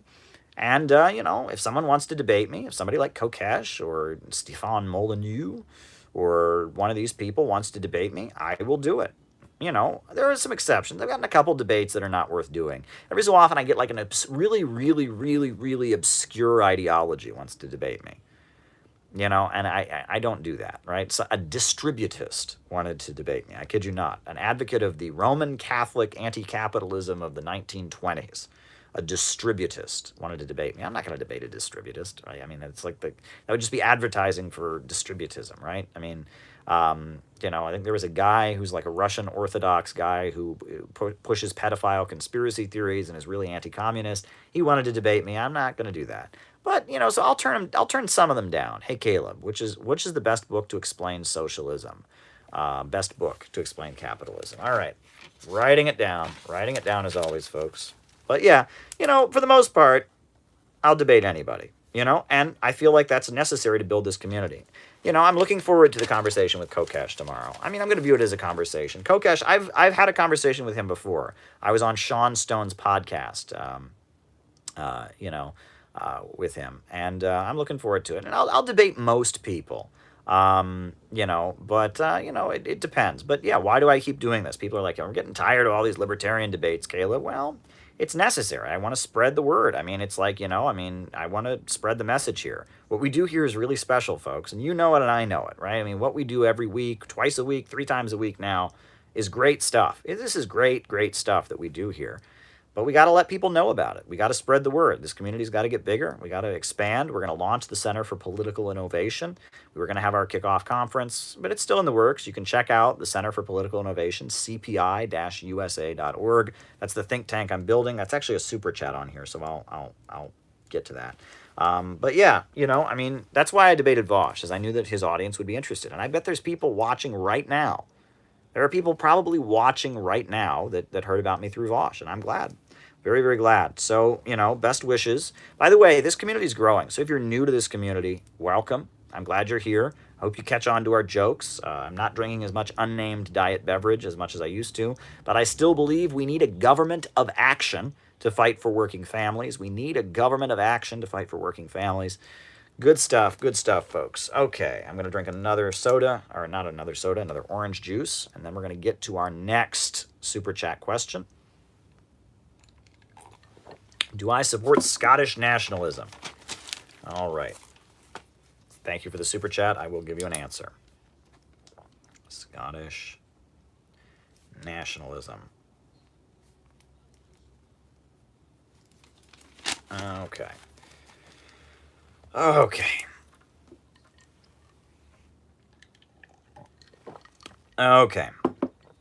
So the question of the unemployment councils. These were organizations that the Communist Party USA built during the 1930s. Really late 20s, they started building them to deal with unemployment. They had unemployment marches, hunger marches, they called them. They led the unemployed all over the country, and it was an amazing mass movement. It was here in the United States. They also built these mass movements. They built them in Germany. They had unemployment councils in Germany that led what they called the bread riots, where the crowd of unemployed workers, protected by the Red Front Fighters League, would break into store windows and get food. And yeah, the communists saw you debate Vosh. Would you debate Nick Fuentes? Maybe, possibly. Yeah, I've looked at some of his stuff. I might debate that person. Yeah, maybe. That's a maybe. If that offer were made to me, maybe. But yeah, the unemployment councils were a great mass movement. And it was during the Communist Party's, what they call the third period, right? In 1928, you had the 6th World Congress of the Communist International. And that was where they proclaimed class against class. And they proclaimed that capitalism had 3 periods. There was the period of the revolutionary upheavals around the Russian Revolution. Then there was the 1920s, the period of stabilization. Then they argued in 1928 that the world had entered the 3rd period, and that was the period of revolution. And so the Communist International started leading unemployed workers to fight for their rights all over the world. March 6th was International Unemployment Day, March 6th.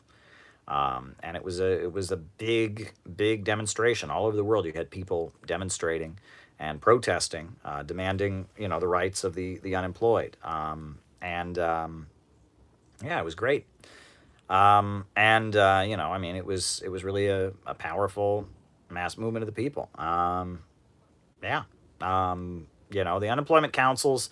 There was the 1932. There was the Ford Hunger March. It was called, it was the Ford Hunger March. And at the Ford Hunger March, you saw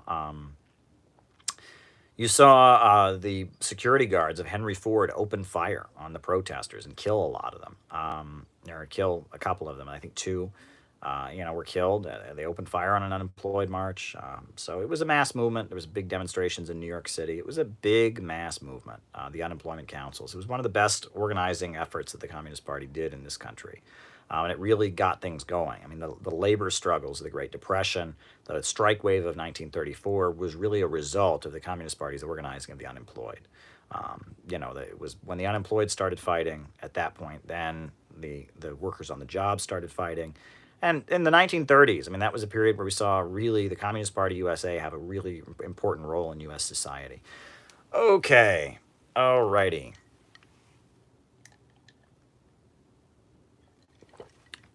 Alrighty. And yes, my hope is that, again, people could start to play that role, and take care of the unemployed, and we could have communists, serving people in need. Yeah. All right. Someone said, how can China be socialist? Somebody else said, what do you think of J.P. Morgan being in China? Well, look, I've answered why China is socialist. I've answered that. But I might as well read to you. I've read this before on lives, but I'll read to you the section from City Builders and Vandals in Our Age about China being socialist. I'll just read it to you, right? Might as well. I get this question every live. Someone wants to talk to me about, is China socialist? So I'm just going to read you the section. I wish whoever's honking their car horn outside would stop doing that, because it's late at night and that's really, really annoying. But whatever. Yeah. But yeah. So there you go. I will read you the section about China being socialist from the book. So for those of you who have the book, we'll be reading from page 70, if you're reading along at home. China's Great Adjustment. Alrighty. The organization founded by Mao Zedong and his comrades in the basement of a women's dormitory in 1921 now has over 90 million members and rules over the largest country on Earth in terms of population. The Chinese Communist Party has presided over one of the greatest economic miracles in history. While the government of the Soviet Union and Eastern Europe crumbled in the 1980s, the Chinese Communist Party was getting stronger. The Chinese Communist Party is now arguably the most powerful political organization in the world, with no other entity exercising as much authority and operating in such a disciplined manner. The Chinese Communist Party came to power in 1949 and achieved solid economic growth for the population in its early years. With Soviet assistance, Mao Zedong built the first steel mills in China, along with a network of power plants, water treatment facilities, and other critical infrastructure. While completing a new stage of development, which Mao referred to as New Democracy, the Chinese Communist Party mobilized the population to wipe out opium addiction, prostitution, venereal disease, and other social ills. Women were granted the right to vote and the right to divorce, and allowed to become part of the political process. Land was redistributed to peasants. Eventually, the peasants combined their independent tracts of land into communes and collective farms. University education greatly expanded, and illiteracy was wiped out. As Deng Xiaoping explained, quote, "In 8 years, between 1949 and 1957, we had completed the socialist transformation of agriculture, handicrafts, and capitalist industry and commerce, and thus entered the state of socialism. However, the Soviet Union cut its ties with China's leadership in 1961, withdrawing all of its economic assistance. Only Albania fully sided with China against the Soviet leaders. Blueprints were burned, buildings were left half-built, and the efforts to modernize the country slowed very dramatically. In response to the Soviet Union's betrayal, the Chinese Communist Party launched a campaign against revisionism and rightism. The efforts to be more revolutionary than the Soviet Union resulted in deeply problematic elements from within the party rising. The rhetoric of these figures paralleled the synthetic left in Western countries. While their language seemed to be infused with communist ideology, they were largely unconcerned with raising people's living standards and fixated on punishing and purging people. The peak of the ultra-leftist deviation within the Chinese Communist Party came in the final years of Mao Zedong's life with the rise of the Gang of Four. Urban youth were deported from the cities and sent to the countryside to engage in farm labor. The Gang of Four cultivated a culture of public humiliation and torture, along with continued disruptions of production and education, The rules were unwritten in an atmosphere of mob rule, where people were encouraged to shame and publicly torture their coworkers and neighbors for alleged anti-communist behaviors, such as wearing makeup, listening to Western music, owning anti-communist books, or not showing proper loyalty to Mao. Instead of trying to raise China's population out of poverty, the Gang of Four focused on attempting to make a still deeply poor and underdeveloped country more egalitarian and pure in its application of revolutionary principles. The Gang of Four argued that economic development was not necessary to advance toward communism, saying that it was possible to transition in a higher stage, to transition in poverty in a higher to a higher stage.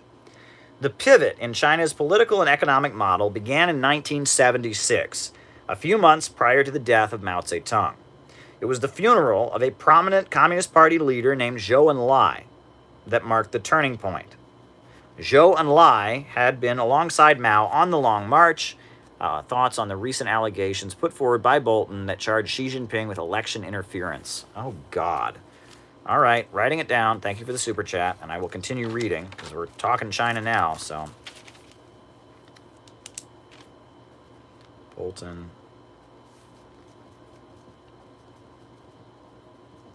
All right. Okay.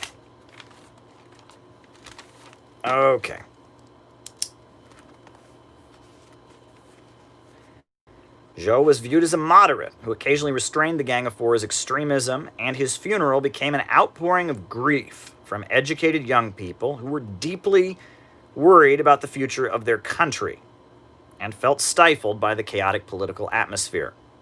Chinese engineers, college professors, scientists, and innovators sobbed for Zhou Enlai. The crowds at the funeral in Beijing broke into an explosion of anger and rioting that put the Communist Party on notice to a deep problem. Just like in Eastern Europe, the socialist system was stagnating. Creativity was being held back. The Soviet-style command economy desperately needed to be adjusted. These riots, and Mao's death shortly afterward, paved the way for Deng Xiaoping to march into power in 1978. Deng ended the Cultural Revolution and launched his reform and opening up, heralded often by his quoted slogan, "Poverty is not socialism, but to be rich is glorious." In 1980, Deng Xiaoping explained a new strategy for building up Chinese socialism. Quote, "The fact that China is poor and has weak economic foundations and is backward in education, science, and culture means that we have to go through hard struggle. We want to make use of foreign funds and technology and to actively expand our foreign trade, but we must rely primarily on our own efforts. We are opposed to those absurd, reactionary concepts of impoverished socialism, transition in poverty to a higher stage, and making revolution in poverty, as touted by Lin Biao and the Gang of Four. We are also opposed to the idea of turning China into a welfare state, because that's impossible. We can only improve our standard of living gradually on the basis of expanded production. It is wrong to expand production without raising the people's standard of living. But likewise, and it is wrong and in fact impossible to raise people's standard of living without expanding production." Deng Xiaoping gave particular attention to the strata of intellectuals who'd been the basis of counter-revolutionary confusion in other socialist countries. I'm going to skip ahead. I'm going to skip ahead, right? Many observers have argued that China became capitalist following Deng's 1978 reform and opening up. However, this is not the case. Engels described the nature of capitalism, writing, quote, "Under capitalism, the means of production only function as preliminary transformation into capital." Mao Zedong, the founder of the Chinese Communist Party, defined capitalism as a system of profits in command. I'm reading from City Builders and Vandals in Our Age, my book. Capitalism is a system where the major centers of economic power function in order to make profits for those who own them. Socialism, on the other hand, is a system of rationally organized production. Frederick Engels explained the nature of socialism, putting it this way, quote, "The proletariat seizes the public power and by means of this transforms the socialized means of production, slipping from the hands of the bourgeoisie into public property. By this act, the proletariat frees the means of production from the character of capital they have thus far borne, and gives their socialized character complete freedom to work itself out. Socialized production upon a predetermined plan becomes henceforth possible. To be clear, socialism is not synonymous with mere state ownership. State ownership exists to some degree or other in every capitalist economy. In the Kingdom of Saudi Arabia, state ownership is very prevalent. However, the state-run oil company in Saudi Arabia simply generates revenue for the royal family.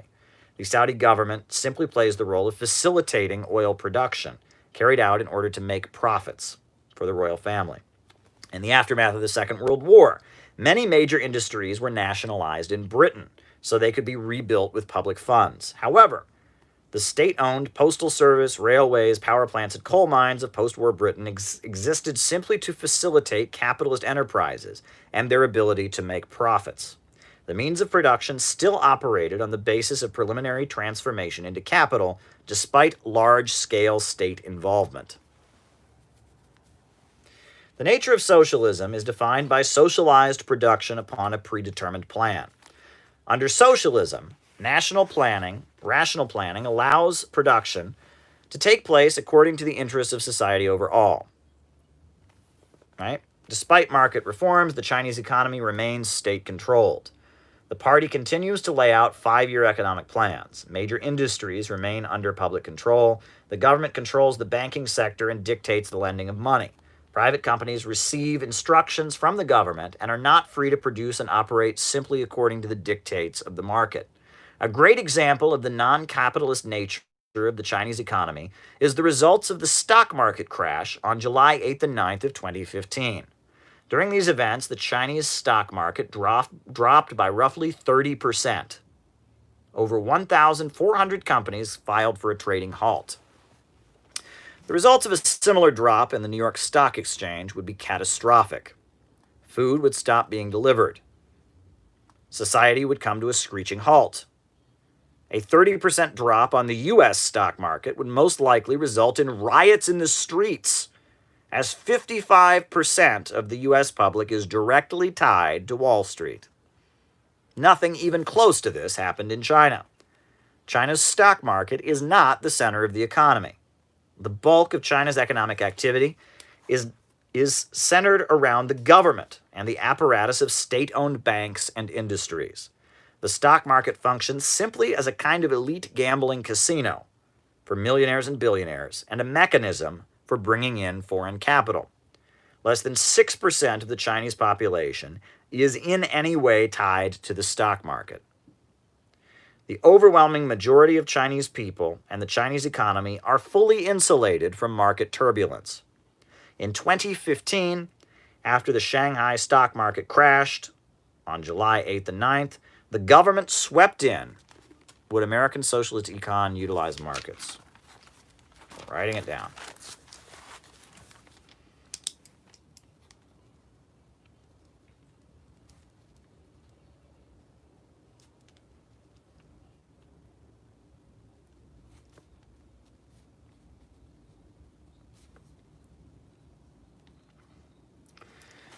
Okay, all right. The government swept in with anti-selling measures to prevent panic on the market. The Communist Party announced that anyone caught short selling would be arrested. All major shareholders were barred from selling stock for 6 months. The state-owned enterprises followed government direction and were carefully managed in their activities. As a result of the Communist Party stepping in and taking control, the Chinese stock market was speeding ahead, with numbers rising just a week after a collapse that Western media had declared as the long-predicted doomsday of the Chinese economy.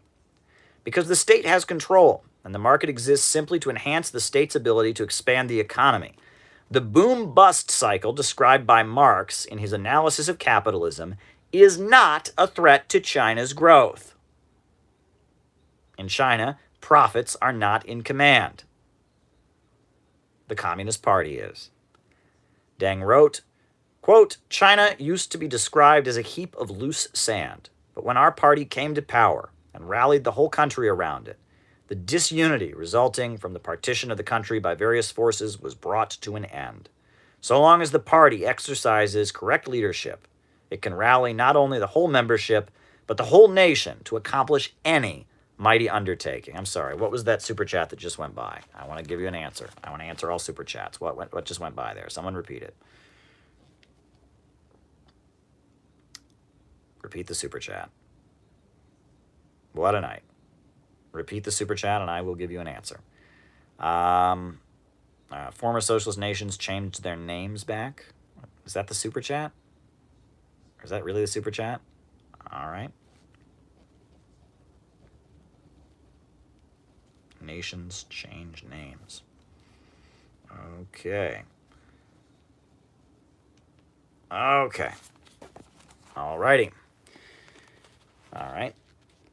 The result of Deng Xiaoping's adjustment of the socialist system has raised 700 million people up from poverty. It has also been the creation of state-controlled megacorporations like WWII Technologies, now the largest telecommunications manufacturer in the world. China also has the largest hydroelectric power plant on Earth, the Three Gorges Dam. The China Railways Corporation is now creating the fastest trains in the world, exporting and constructing high-speed railway across the planet. In 2018, every day, a new Chinese millionaire was created. China even has many billionaires, but the billionaires do not rule. Every inch of the country is controlled by the Chinese Communist Party, and even some of the richest people have received the death penalty if they stand in its way.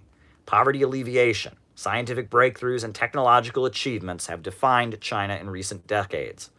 Despite dramatic economic successes, problems of corruption and violations of human rights continue to plague the country. The rise of Xi Jinping has marked a significant effort by the party to end bribery and enforce regulations. Yes, that's from my book, City Builders and Vandals in Our Age. And I talk about China being a socialist country. I talk about the fall of the Soviet Union. I talk about a lot of things in this book. A lot of good content here. Great reviews. This book is widely acclaimed. And if you want to learn more about socialism in China, get a copy. You might also want to get a copy of a much shorter book, much shorter and to the point, called Getting Rich Without Capitalism, right? That's the fastest train in the world, the Chinese, high-speed railway, and it's on the cover of Getting Rich Without Capitalism, one of my popular books. I made this book to make the point that socialists don't oppose wealth. You can check this out. I might read you the essay on Steve Bannon a little bit later. All right, we got a lot of super chats to get by. All righty. So we talked about China being socialist. All right. Will the Center for Political Innovation go online? Well, we have a website up. We have a lot of our classes up, and we're thinking about having some kind of online event soon. The thing is, we haven't officially launched the Center for Political Innovation because of the fact that we're on lockdown because of a pandemic. We may have an event. It's looking now like we're probably going to have an event on the West Coast in November, if everything goes right. After the elections, November, we'll probably have a West Coast event, fingers crossed. And it looks like, all things considered, we'll probably have our launch conference next spring if everything goes well. But we put a book up. It's on Amazon. We printed the Green Book by Gaddafi with a special introduction by myself. We've started publishing books as the Center for Political Innovation already. And we want to have our launch conference and just open up the membership and have people join and become members and distributors. We're looking to get that going. We're coming along, and we have a website, and, we're going to start updating the website more regularly. We're going to have a meeting. I'm going to have a meeting with some folks pretty soon to talk about doing that. But we're moving right ahead. We're moving right along. My book on the synthetic left is coming along. We're speeding right ahead. Unfortunately, the whole country's in this weird spot where we're having lockdowns and protests and, but we're doing the best we can. And people are paying attention to our work. Now, the other question the person asked was Bolton's book. If I get a copy of Bolton's book, I'll go through it with you all. And I don't like Bolton, but I'll dissect his book in a live. That would be a fun thing for all of us to do, wouldn't it? That would be great. I should order a copy today. Or can you not get it? What's the deal? All right, QAnon, right? That's, the person who's posting on 4chan as Q and writes these cryptic posts, and people think this is somebody inside the Trump administration who's part of their effort to defeat the secret pedophile conspiracies, and some of them are into UFOs and all of this. I think QAnon is some kind of elaborate. I think it's some kind of effort to promote the Trump administration. I think it's the thing about Trump is he's trying to please all people. He's trying to please the interventionists and the non-interventionists. He's trying to please conspiracy people. He's trying to please civil libertarians while he's enhancing the government's ability to wiretap. Trump is all over the place, and QAnon is a way he can get credit for things and do the opposite. And it looks to me, I don't think QAnon is actually just some random guy in the administration leaking secrets. I think it's an effort by the administration to send signals to different people. And a lot of what the QAnon people say is just nuts. I mean, UFOs and vast pedophile rings and stuff. But I mean, at the same time, are there different agendas within the White House? Absolutely. Are there people in the White House who want one thing and people in the White House who want other things? Absolutely. Is Trump trying to balance a whole bunch of different interest groups? Absolutely. So it's complicated. But no, I'm not a QAnon believer. I'm not a QAnon promoter. I think it's an effort. There was a similar thing during the Obama years. There was all these rumors that the military was going to rise up against Obama, and that the Oath Keepers were going to. I mean, that was going on, and that was some kind of psyop. And they do this. They start internet rumors to see what'll happen. And QAnon is a strange thing, and we're going to know more about it eventually. I'm sure more facts will come out, but it's a strange aspect of the Trump politics. And honestly, there are a lot of people in the QAnon movement that I get angry with how the media treats them. Because they say things that are true, like the U.S. media is carefully, controlled by intelligence agencies. That's true.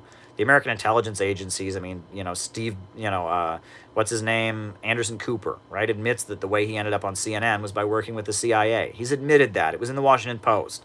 Okay, but if you say, they lampoon the QAnon crowd for saying things that, they say things that are not true, but they say some things that are true, and the media never wants to talk about what they say that's actually true. And right, the fact that U.S. media is controlled by intelligence agencies and has, U.S. media has a lot of control over, these things are true. So it's complicated, folks. It's complicated. All right, QAnon. All right. Books by Stalin and Mao. The book by Mao that I enjoyed reading the most was a compilation put out by Stuart Schramm, who was a professor who kind of compiled Mao's writings. It was called Chairman Mao Talks to the People, and I really enjoyed that. In terms of Stalin, Stalin gave a lot of speeches. And like Stalin on the Opposition, that's his book. It's a compilation of Stalin's speeches and writings about Trotskyism. There's Stalin, the Foundations of Leninism, which is like a class he gave on Lenin's teachings and what it is. That's pretty good as well. A lot of people really like the economic problems of socialism in the USSR. I never really gotten that much out of the book. I've read it, I've skimmed it. Stalin even wrote a book about linguistics. How difficult to write a book. Okay. A book. Okay. Stalin even wrote, he even wrote a book on linguistics called Marxism and the Problems of Linguistics. So, Stalin's worth reading. He was a very, very important figure, and it's interesting that his writings are not, it's weird, Mein Kampf is widely available. People study it, by Hitler, right? Mao's writings are more accessible, but Stalin's writings are hard to find. They're not published very widely. I know that there was a professor, H. Bruce Franklin. He published a compilation of Stalin's writings called The Essential Stalin that had a very powerful opening essay in it. But yeah, Stalin's writings are hard to find. Interesting stuff. Okay. Alrighty. Tito and Yugoslavia. Well, Yugoslavian socialism had great achievements in raising people out of poverty and constructing. Have you seen the 8-hour UE lines? Is this a collapse? I don't know what you're referring to, Hades. I don't know what 8-hour UE lines are. Or unemployment lines. Is that what you're referring to? Don't most people get their unemployment on the internet nowadays? Is that 8-hour lines to get food from like Catholic charities? Well, we'll write it down. 8-hour lines.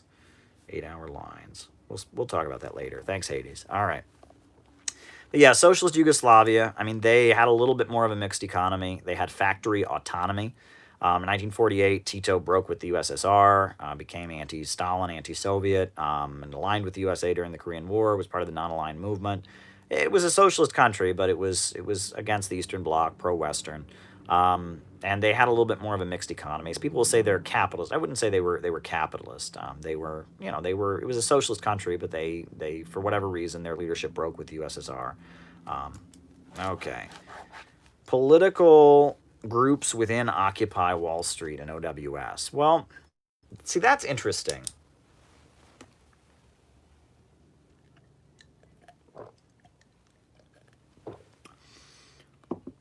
During Occupy Wall Street, I was part of the Workers' World Party. And way before Occupy Wall Street, the Workers' World Party was part of a coalition called New Yorkers Against Budget Cuts.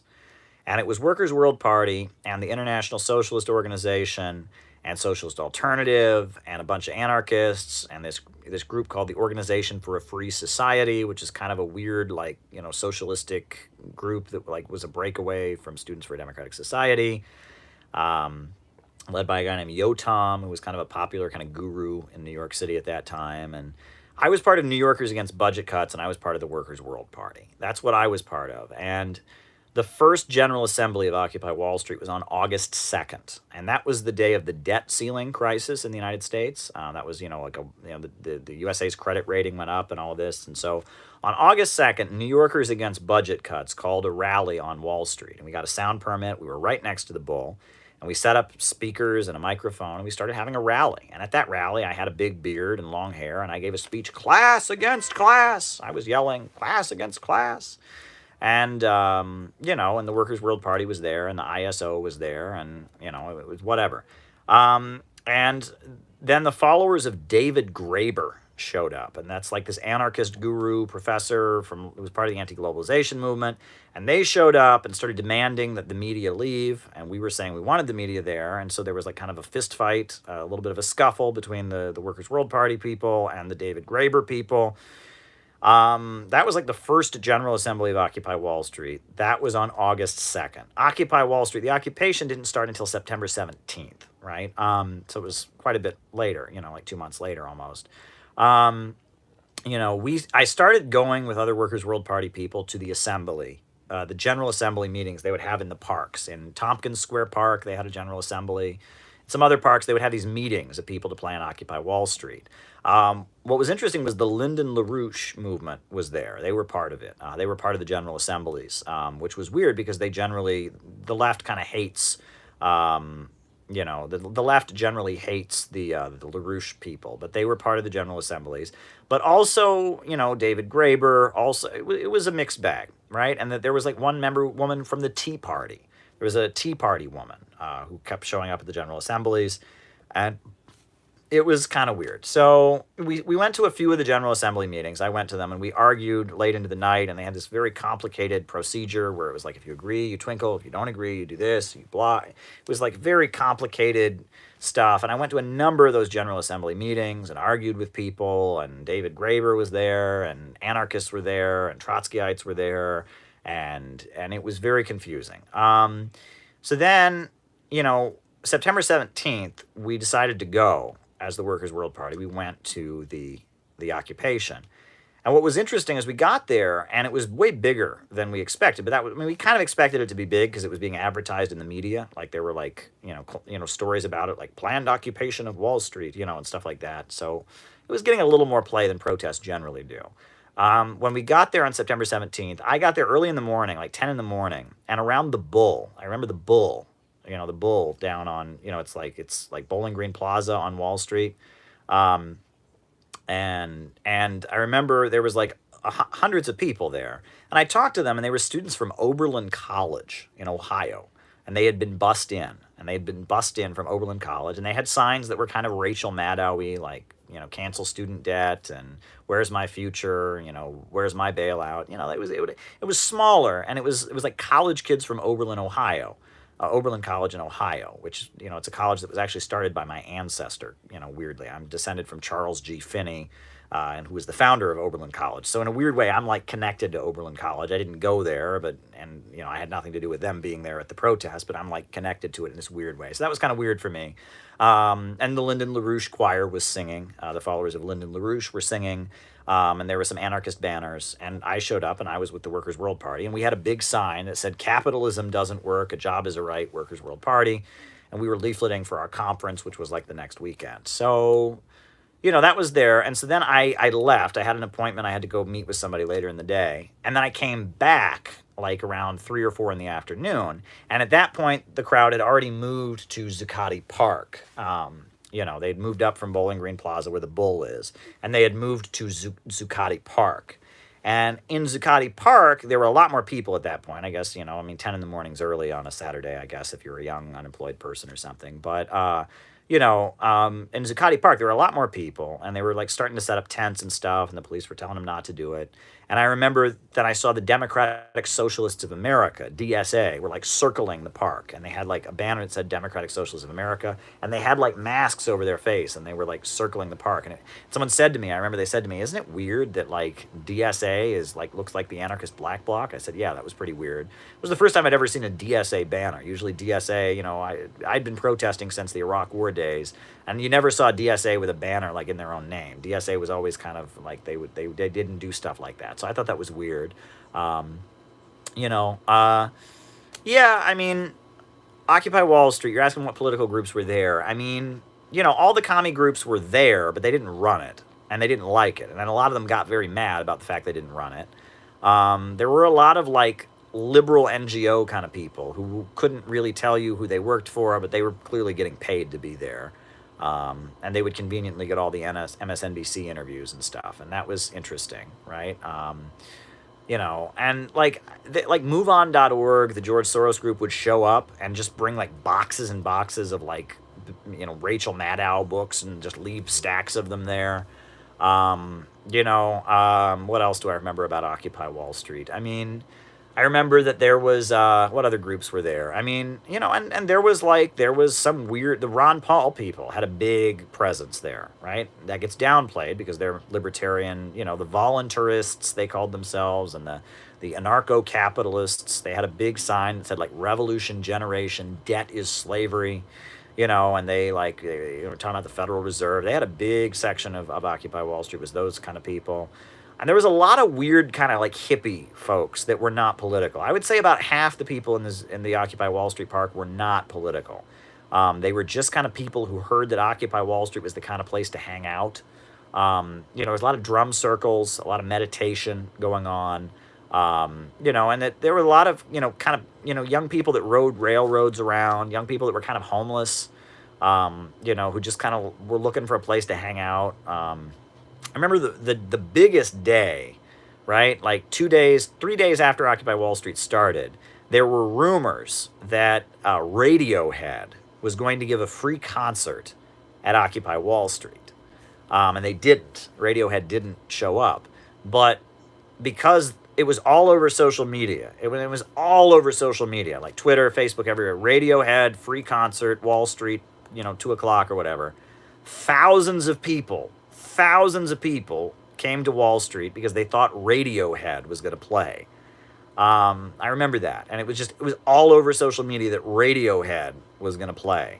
And that day, the day that Radiohead was going to play, it was like packed. Another thing that I remember is a few days after Occupy Wall Street started, they executed Troy Davis, who was a black man in Alabama or Georgia. I think it was Georgia. Who many people believed was innocent, and they executed him. And there was a protest organized by the Workers' World Party, and the communist groups organized a protest against that execution. And the protest marched to Zuccotti Park, and that protest got a little bit rough. There were some people that were arrested at that protest. There were some scuffles that took place, and that was kind of, so it was complicated. But yeah, I mean, you're asking me who was there. I mean, I'm telling you who was there. I mean, it was complicated. What was very clear is that there were some foundations that ran Occupy Wall Street, David Graeber, and there were some well-funded people there who were not communists who had the power.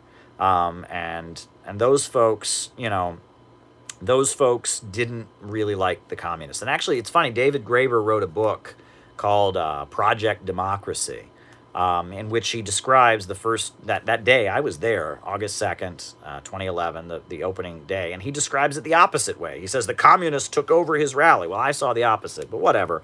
Whatever. I'm sure somebody will write a book like 100 years from now, or maybe they won't. Maybe no one will care. Maybe what's happening now is so much bigger than Occupy, no one's going to care about it. You asked, I answered your question. All right. The best books on socialism. Well, I would recommend Getting Rich Without Capitalism by Caleb Maupin. I would recommend City Builders and Vandals in Our Age by Caleb Maupin. As far as books that I didn't write, that are the best books about introduction to socialism and capitalism and stuff like that, I would recommend. There's a very good pamphlet called Why Communism by Moishe Olgin. It's called Why Communism? Plain Talk on Vital Questions. Very, very good pamphlet. Very old, very good pamphlet. It's online, on the internet. Google Why Communism, Moishe Olgin. Good stuff. There's a very good book by William Z. Foster. It's called Towards Soviet America, and it's like a 5-part, it's like 5 chapters. Short book, What the Communist Party of the United States Believed in 1932. Very good stuff.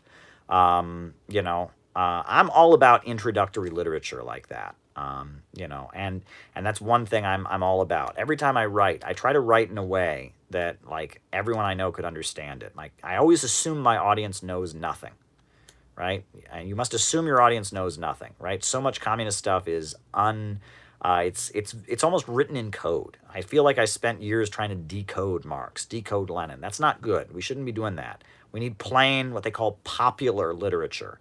And that's what the Communist Party was very good at in the 1930s. And some of the Maoist groups, were good at that in the 70s. They stopped being good at it later, but, we need popular literature. Why Socialism by Albert Einstein, I see someone recommends. That's pretty good. That's a pretty good essay by Albert Einstein. There's a lot of good introductory literature, and I try to write in a way that's very clear and to the point. There's a very good... There's a good pamphlet called In Defense of the Communist Party and Its Indicted Leaders by William Z. Foster. That's really good. And it kind of lays out the Communist Party's position. And his histories are very good. His books are very, very good and very to the point. But there's others. There's a book called, if you really want, there's an old Soviet textbook. If you really want a thorough understanding of Marxism written in a very clear language, I really recommend Foundations of Marxism-Leninism, which is a very good Soviet textbook. The Foundations of Marxism-Leninism. Very, very good stuff. Michael Parenti's work, I see people mentioning him, Jacob Maxey. Michael Parenti's a great writer. Michael Parenti's work is very, very introductory. I would recommend Michael Parenti, and he writes in a very down-to-earth way. So those are good books. Those are books I will recommend. Caleb, do you support Scottish nationalism? The answer is yes. I think that Scottish nationalism has become a struggle against austerity. And that Scottish independence has become a question about, oil and gas and fighting the London oil and gas monopolies and a call for nationalization of oil and gas. And it's become a vehicle for the Scottish working class to fight austerity. I know that it's not communism, but I think that Scottish nationalism is a working class movement that's anti-austerity. I have a positive view of Scottish nationalism. I know it's pro-NATO, unfortunately. I'm not saying it's going to lead to socialism, okay? And I know that's not the case, but I see it as a progressive working class movement. It's the working class expressing their opposition to austerity. It wasn't always that way. During World War II, they were no good. They were supporting Hitler, and that's bad, but that's like hundreds of years. That's a long time ago, okay? But nowadays, Scottish nationalism in recent years has become an expression of anti-austerity stuff. One of the main leaders of Scottish nationalism is Tommy Sheridan, who is a pro-Cuba, pro-Russia, pro-China, anti-imperialist, Marxist. He's kind of a trot. He was in the government in Scotland for a while. He was a Scottish socialist MP. But this guy, listen to Tommy Sheridan. He's an anti-imperialist. He's great. He's one of the main leaders of Scottish nationalism now. So I have a positive view of Scottish nationalism. I know it's a coalition, and that it's dominated by by bourgeois elements that, it's a fight among the bourgeoisie, basically. It's the ruling class, and the London ruling class, BP mainly, wants to keep control of the oil and gas. And they want to use Scotland as a place to keep their nuclear weapons. Well, the Scottish working class doesn't want those nuclear weapons there, number one. It wants to cancel Trident. And number two, they want to nationalize the oil and gas and use it to stop austerity. And a lot of Scottish capitalists feel like, if the oil and gas were up for grabs, they'd get a better chance. So it's a fight within the ruling class, but fights in the ruling class present an opening for the workers. I know there's people in Britain who disagree. George Galloway strongly disagrees with this, and there's others, the CPGBML and communists in Britain don't agree with me, and that's okay. I respect your right to disagree. I look at Scottish nationalism as a movement that potentially could lead to something good. It hasn't always been that way. Scottish nationalism has a really complicated history. It really does. Scottish nationalism as a movement emerged after the defeat of the Jacobites. Right? Many people think the Jacobites were Scottish nationalists. They were not. The Jacobite uprising were people. They didn't want Scottish independence. They wanted They wanted Bonnie Prince Charlie to be king. But after the defeat of the Jacobite uprising, when there was a genocide of Scottish Highlanders, that's when you got the origin of Scottish nationalism. And it's very weird because a lot of Scottish nationalism was based on kind of admiring the Jacobite uprising. So it's very complicated. But yeah, I have a positive view of Scottish nationalism. And I've been to Scotland. It's great. It's totally great. And Braveheart is just a movie. And, I don't admire Scottish nationalism because I saw Braveheart. It was one of my favorite movies when I was a kid, but it stopped being my favorite movie when I was about 12. And, it's not about Braveheart. So Braveheart's it's a very emotional movie starring Mel Gibson. And, yeah, there you go. Alrighty.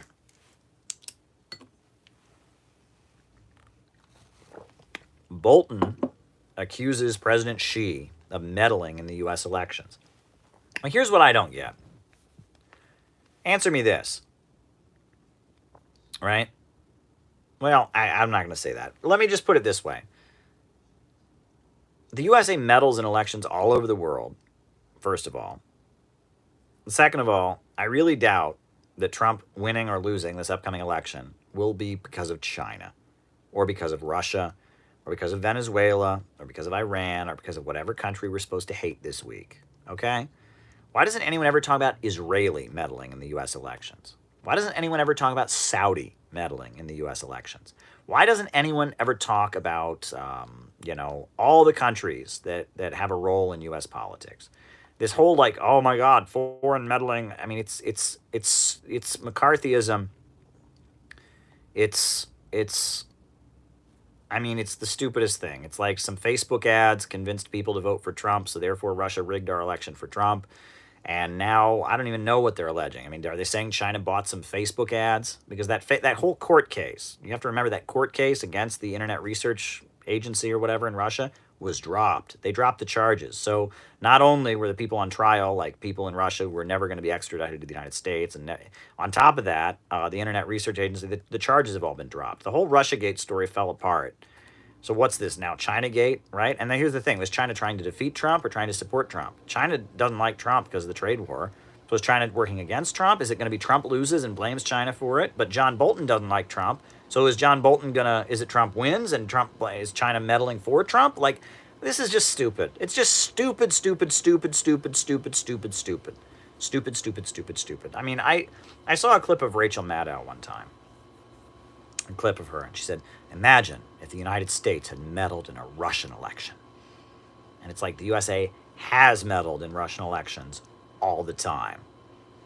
1996, the USA bragged about getting Boris Yeltsin reelected, right? Do you think when there's protests in Russia that are against the government, do you think the U.S. State Department isn't heavily involved in subsidizing them? I mean, come on. I mean, this whole conversation is just so ridiculous. It's just this desperate attempt to be like, don't think wrong thoughts, the foreigners. You're helping the enemy then. What, are you questioning the U.S. government? You're doing what them Russians want you to do. You're doing what them Chinese want you to do.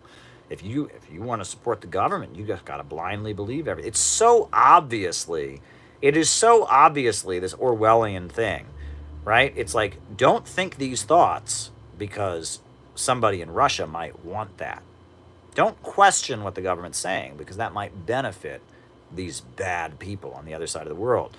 I mean, Martin Luther King Jr., yeah, he says he wants civil rights, but the Communist Party has also been involved in civil rights demonstrations.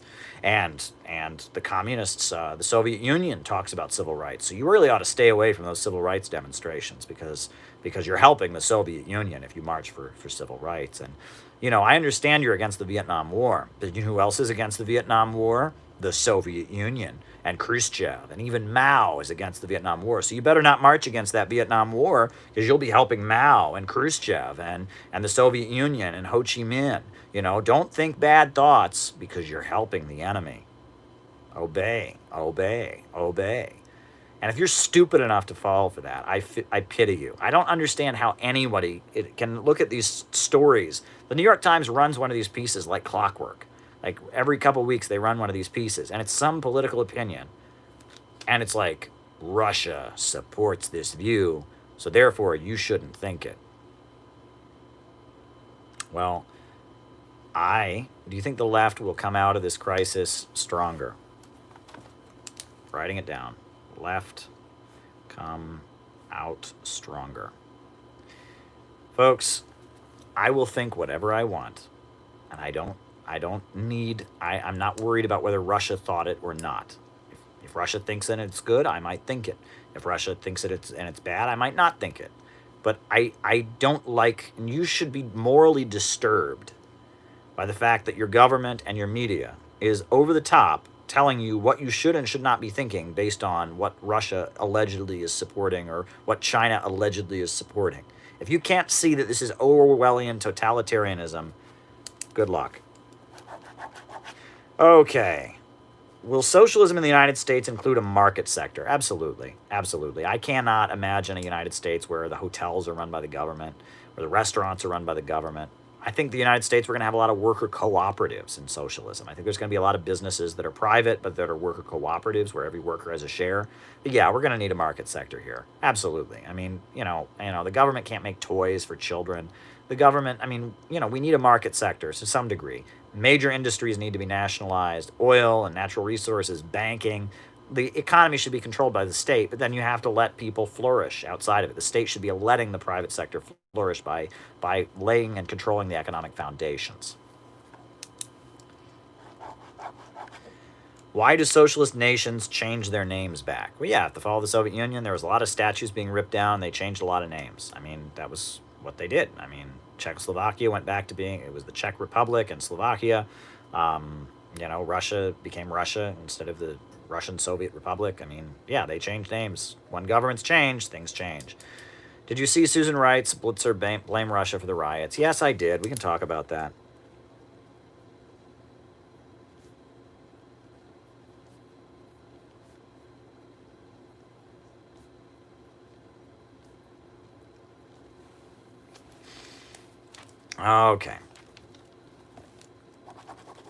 Okay.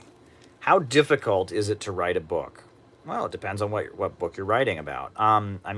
To publish a book is a process. It's a lot easier now with things like Amazon Create Space and all of that. But it's a question, and I've gotten better at it. I think the first book I put out, one of the first books I put out was this Oil and the Global Capitalist Crisis, and I did it on Amazon. It was called Create Space. Now it's called Kindle Direct, but I did it myself. I had a friend design the cover, and I did it all. But my latest book, City Builders and Vandals, I worked with a good friend of mine who does book marketing, and it's a much more professional thing because I had help with it. I had help doing it, right? Publishing a book is a process, and you meet people and you get better at it, and it's a process, right? Getting Rich Without Capitalism was much better put together in terms of publishing than the oil book was, and City Builders and Vandals, much better put together. It's on Ingram. It's widely distributed. It's in libraries around the world. Great stuff. So yeah, you learn by doing. This new book I'm working on about the synthetic left. It's going to be even. You learn by doing. You learn these things by doing. Right? It's a process. You get better. You improve, and people love my books. People make video reviews about my books and talk about them. I get texts from people. I just read your book. It changed my life. You know, people love these books. So get a copy, and yeah, I mean, more are coming, more are on the way. Yeah, thanks for the question. Alrighty. 8-hour lines. It says UE line. I think he means like unemployment lines. Well, nowadays, most people get their unemployment on the internet. You know, I think they check in on the internet to get their unemployment. But he's referring to the fact that there were big lines outside of Catholic charities in New York, you know, to get food, and food bank lines, and it's scary. I mean, this is a crisis that we're in, no doubt, and many people are suffering. And something like the unemployment councils would be very good to have right now to feed people and take care of people. All right. Good friend of the show, Joe the Red, said, will the left come out of this crisis stronger? Absolutely. I think the left will come out of this crisis stronger because libertarianism has been thoroughly discredited, right? Imagine the government said to everybody, oh, COVID-19, you're on your own. Yep, do whatever you want, right? I mean, and mass unemployment and the Trump administration making things so much worse. I mean, people are going to be looking to the left. I think so. My fear is that synthetic left will dominate it. And, you know, that's why we need the Center for Political Innovation. We need the Center for Political Innovation. We need to build CPI. I mean, we absolutely need to build the Center for Political Innovation because without ideology, without the kind of thing we talk about on these lives, without these principles, this shit is only going to go in a bad direction, right? Vosh wants to turn socialism into every employee getting a stock. You know, every employee gets a part of their paycheck is based on how well the company did. You get like a share of profits, and then we go and invade China to you know, to liberate the people from the evil, you know, ethno regime or something like that. I mean, I'm exaggerating. He hasn't actually said that, but it's like, yeah, there's huge efforts to manipulate and co-opt socialism and change the nature of socialist politics right now because the ruling class knows it's coming. The explosion is coming from below. But the actual understanding of the ideology and principles that it will actually lead to socialism in the United States, socialism with American characteristics, building and forging a socialism that will actually work here, that's only the work, only the CPI is doing work like that, right? Some old trot group isn't going to do it. You know, some liberal think tank isn't going to do it. You know, only the Center for Political Innovation is doing what we need to do. And that's why we need your support. We need you to be part of CPI. Check out the website, cpi-usa.org. When we have our launch conference, the membership will be open, but we're putting out books, we're building, we're going to have an event on the West Coast, hopefully in November. We need to build a think tank that will push back against all this stuff. So, yeah.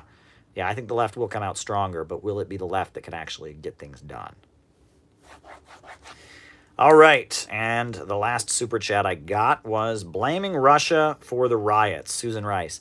Yeah, I watched that, and she wasn't even asked, can you do a live with Pepe Escobar? Or yeah, I met Pepe at a conference once before. Ajit Sang, I like his stuff on social media. I would have both of them on anytime. Yes, absolutely, I would have both of them on. Yes and yes.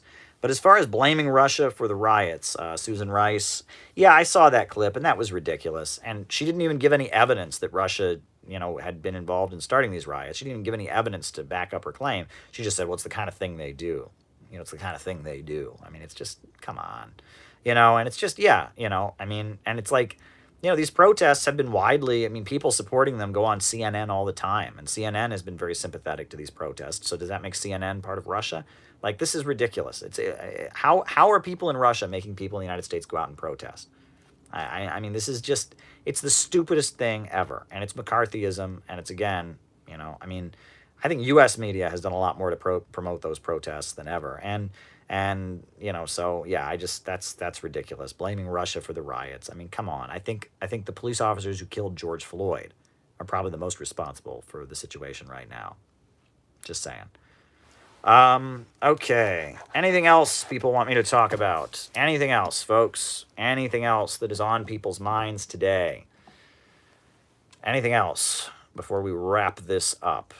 Anything else people want to talk about?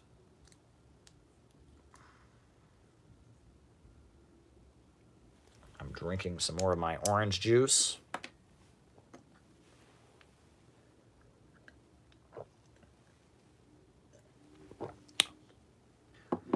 Not ready to talk about India-China conflict yet. It's deeply unfortunate. Yeah. Well, folks, Oh, Caleb, what are your opinions on George Orwell? Could you talk about the time he ratted out Paul Robeson on the Spanish Civil War? Yeah, not a fan of George Orwell at all. I made a video actually why I don't like George Orwell. But George Orwell, he had a character called Boxer the Horse. His book Animal Farm. He represents the Russian working class with this dumb horse called Boxer the Horse. And, the pigs who are on the farm are supposed to represent the Communist Party. They send him to the glue factory when he gets too old to work, and they turn his body into glue. Women's struggle, writing it down. And they turn his body into glue. And you get the impression, if you read Animal Farm by George Orwell, you would get the impression that in the Soviet Union, when people got old, is the Democratic Party more of a threat? Okay.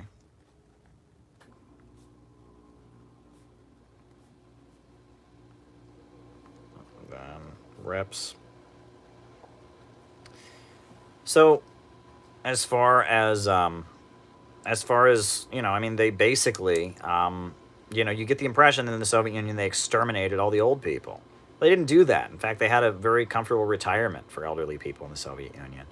The fact that everyone thinks they know everything about communism, right? In the United States, everyone reads 1984. Everyone reads Animal Farm in school. It's like a part of your official public school education to read these two anti-communist books. And Animal Farm is a book about barnyard animals. It's not a history of the Soviet Union. And it's just this allegory. And of course, they don't talk about any of their economic achievements or anything. It's just this allegory about the pigs turn into people at the end or whatever. And furthermore, thank you, David Fox. Greatly appreciated. And furthermore, 1984 is an interesting critique of totalitarianism and propaganda. But, I'm not a fan of George Orwell. And his book, Homage to Catalonia, gives the impression that the reason that Franco took power in Spain is because of Stalin. And I think that's absurd. I'm just not a fan of him. I'm not a fan of him. Lillian Hellman, who I talked about earlier on this live, Lillian Hellman said that George Orwell's work was a bunch of crap. Well, I wouldn't call it a bunch of crap. I mean, he appeals to you. I read, it was funny. I had a relative. It was like a first cousin of my mom who was a right-wing guy. I would see him at family gatherings. He was a kind of a heavy-set guy. He worked on computers. And he had voted for the Constitution Party, which is like one of the third parties. It's like a far right-wing party. He was a relative of mine. And I remember this relative of mine told me to read 1984 when I was a fourth grader. He said, oh, you got to read 1984. It'll tell you how bad the government is. So I went to the library and I read 1984. And I read it. I actually read it ahead of school. In school, we didn't read it till 8th grade. But I read it ahead of time. And it was just this book about some totalitarian government. And it was a page turner. I didn't read much fiction as a kid, but as a fourth grader, I read 1984, and it was a page turner. I was quite thrilled by it. And it appeals to people that are non-conforming.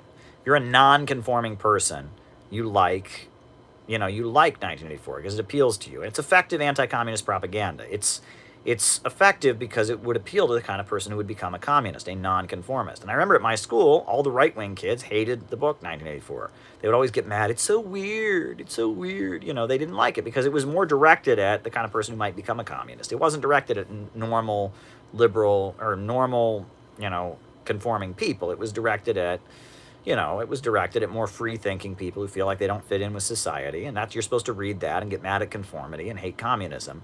But the thing is, and it's a critique of capitalism and mass media and propaganda too, and it's liberal middle-class ideology, basically. It's the middle class coming out of the Second World War, seeing a boot stomping on the human face and saying that, look, either way we lose, right? If the workers take over, we'll be absorbed in the workers' collective, and if big capital takes over, we're going to be crushed and big capital will rule.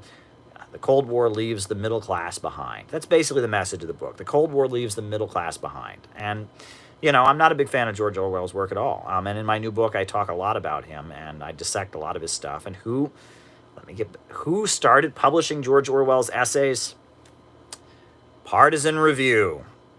And who did Partisan Review end up being funded by? The CIA. And Partisan Review is the founding journal of the synthetic left. I mean, it was It was a magazine that broke with the Communist Party in the 30s and hired a bunch of Trotskyites and eventually got a huge amount of CIA money.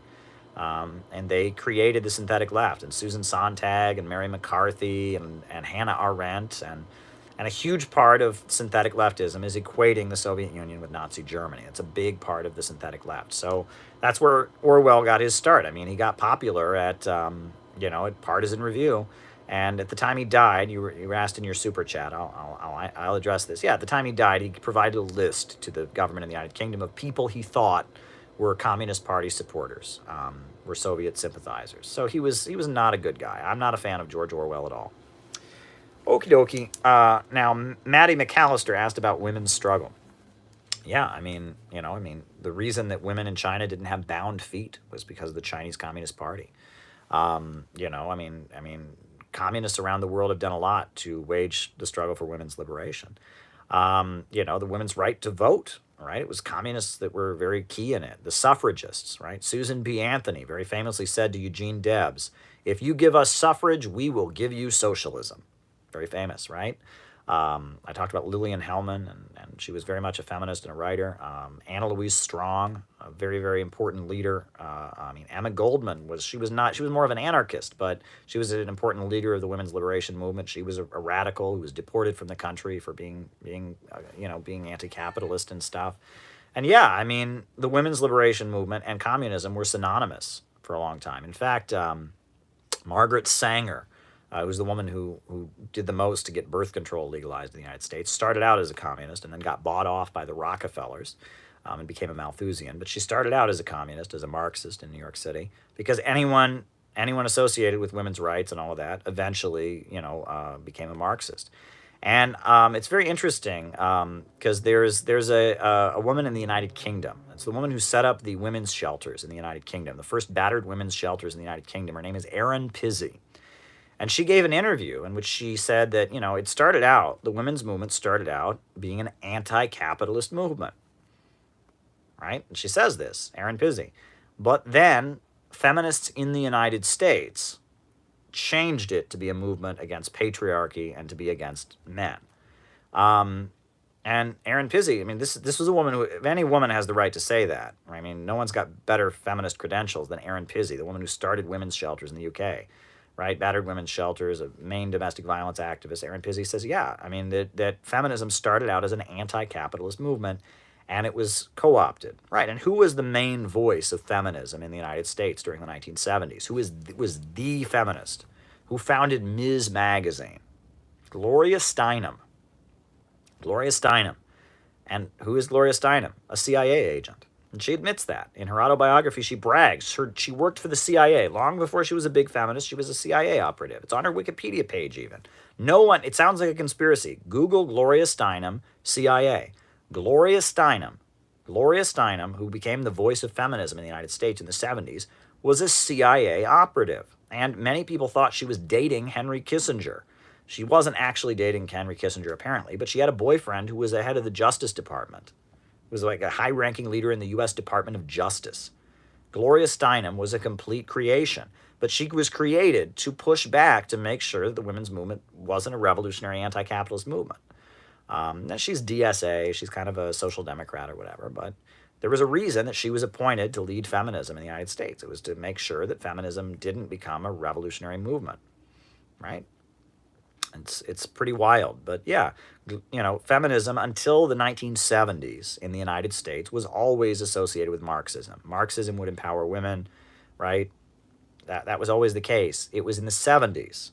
That we saw heavy efforts by the American government and the Carter administration. It had this women's conference that it had around the country and stuff, and it was a huge effort to push women's liberation against socialist countries. And now, in fact, the women, the feminist crowds, they say that if you're a young woman and you vote for Bernie, that's because you want to get boys, right? That's what's her name said, right? That they call Bernie bros. If you believe in socialism, you're against feminism. You're a Bernie bro and you're sexist, right? And they've tried to really, really work hard.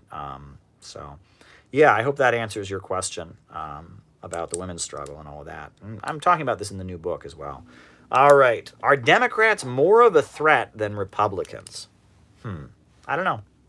I just don't know. I mean, the Bernie Democrats aren't. The Bernie Democrats, I would say, are better than the Republicans. But, I mean, the mainstream Democrats, are they worse or better? I don't know. I don't know, honestly. I mean, is Joe Biden better than Trump? I don't know.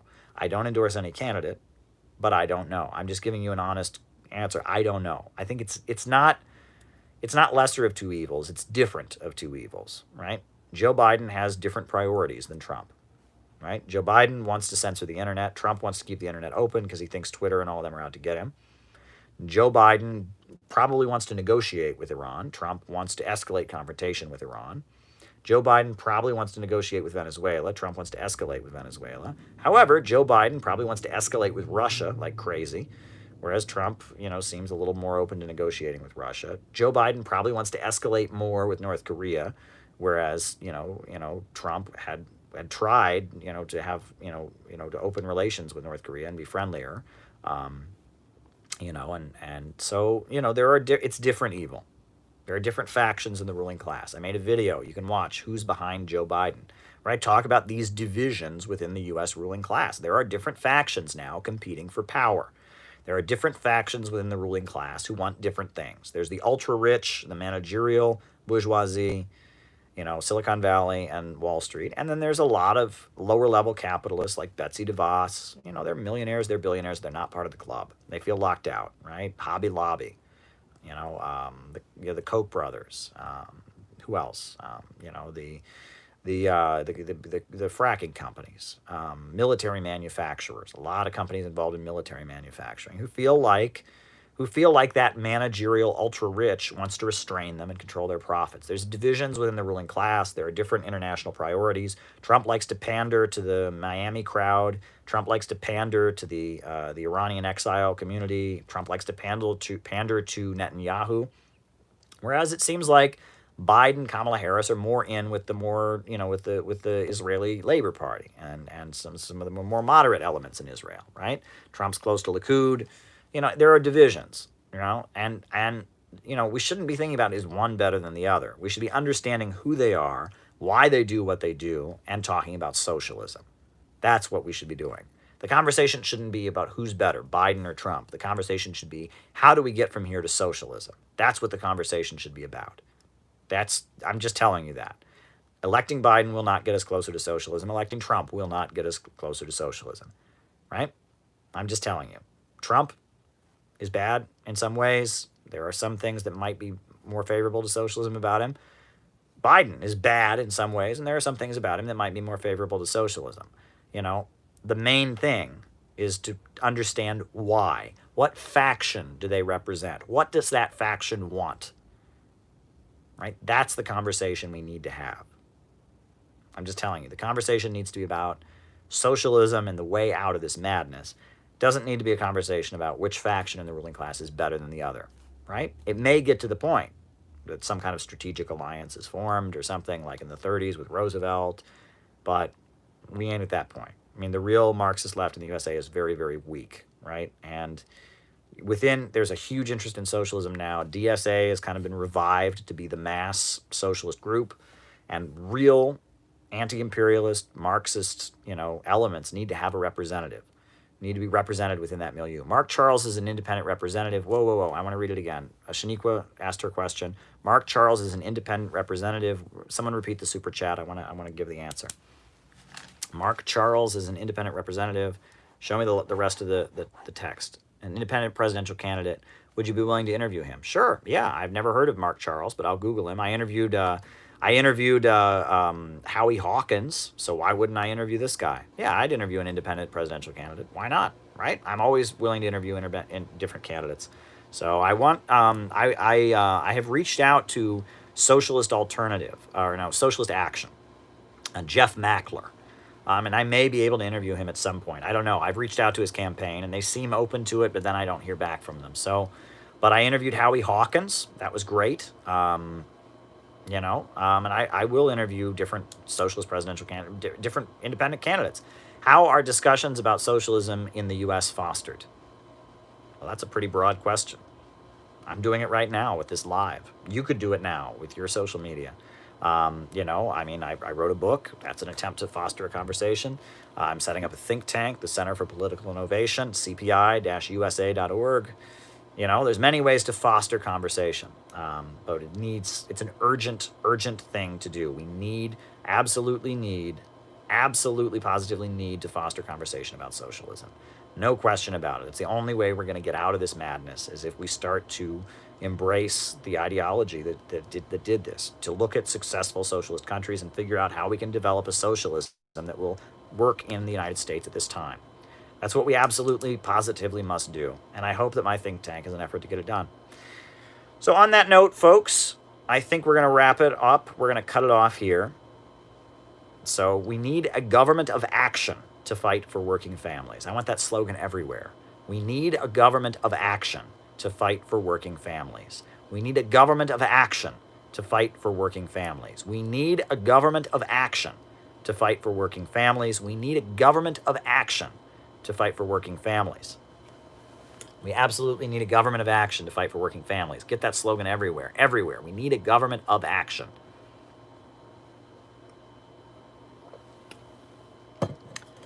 And on that note, folks, I will end the way I end every live stream. A new upsurge in the struggle against U.S. imperialism is now emerging throughout the world. Ever since World War II, U.S. imperialism and its followers have been continuously launching wars of aggression, but the people of various countries have been continuously waging revolutionary wars to defeat their aggression. While the danger of a new world war still exists, and the people of all countries must get prepared, revolution is the main trend in the world today. While the danger of a new world war still exists, and the people of all countries must get prepared, revolution is the main trend in the world today. On that note, I'm out, folks. Thanks.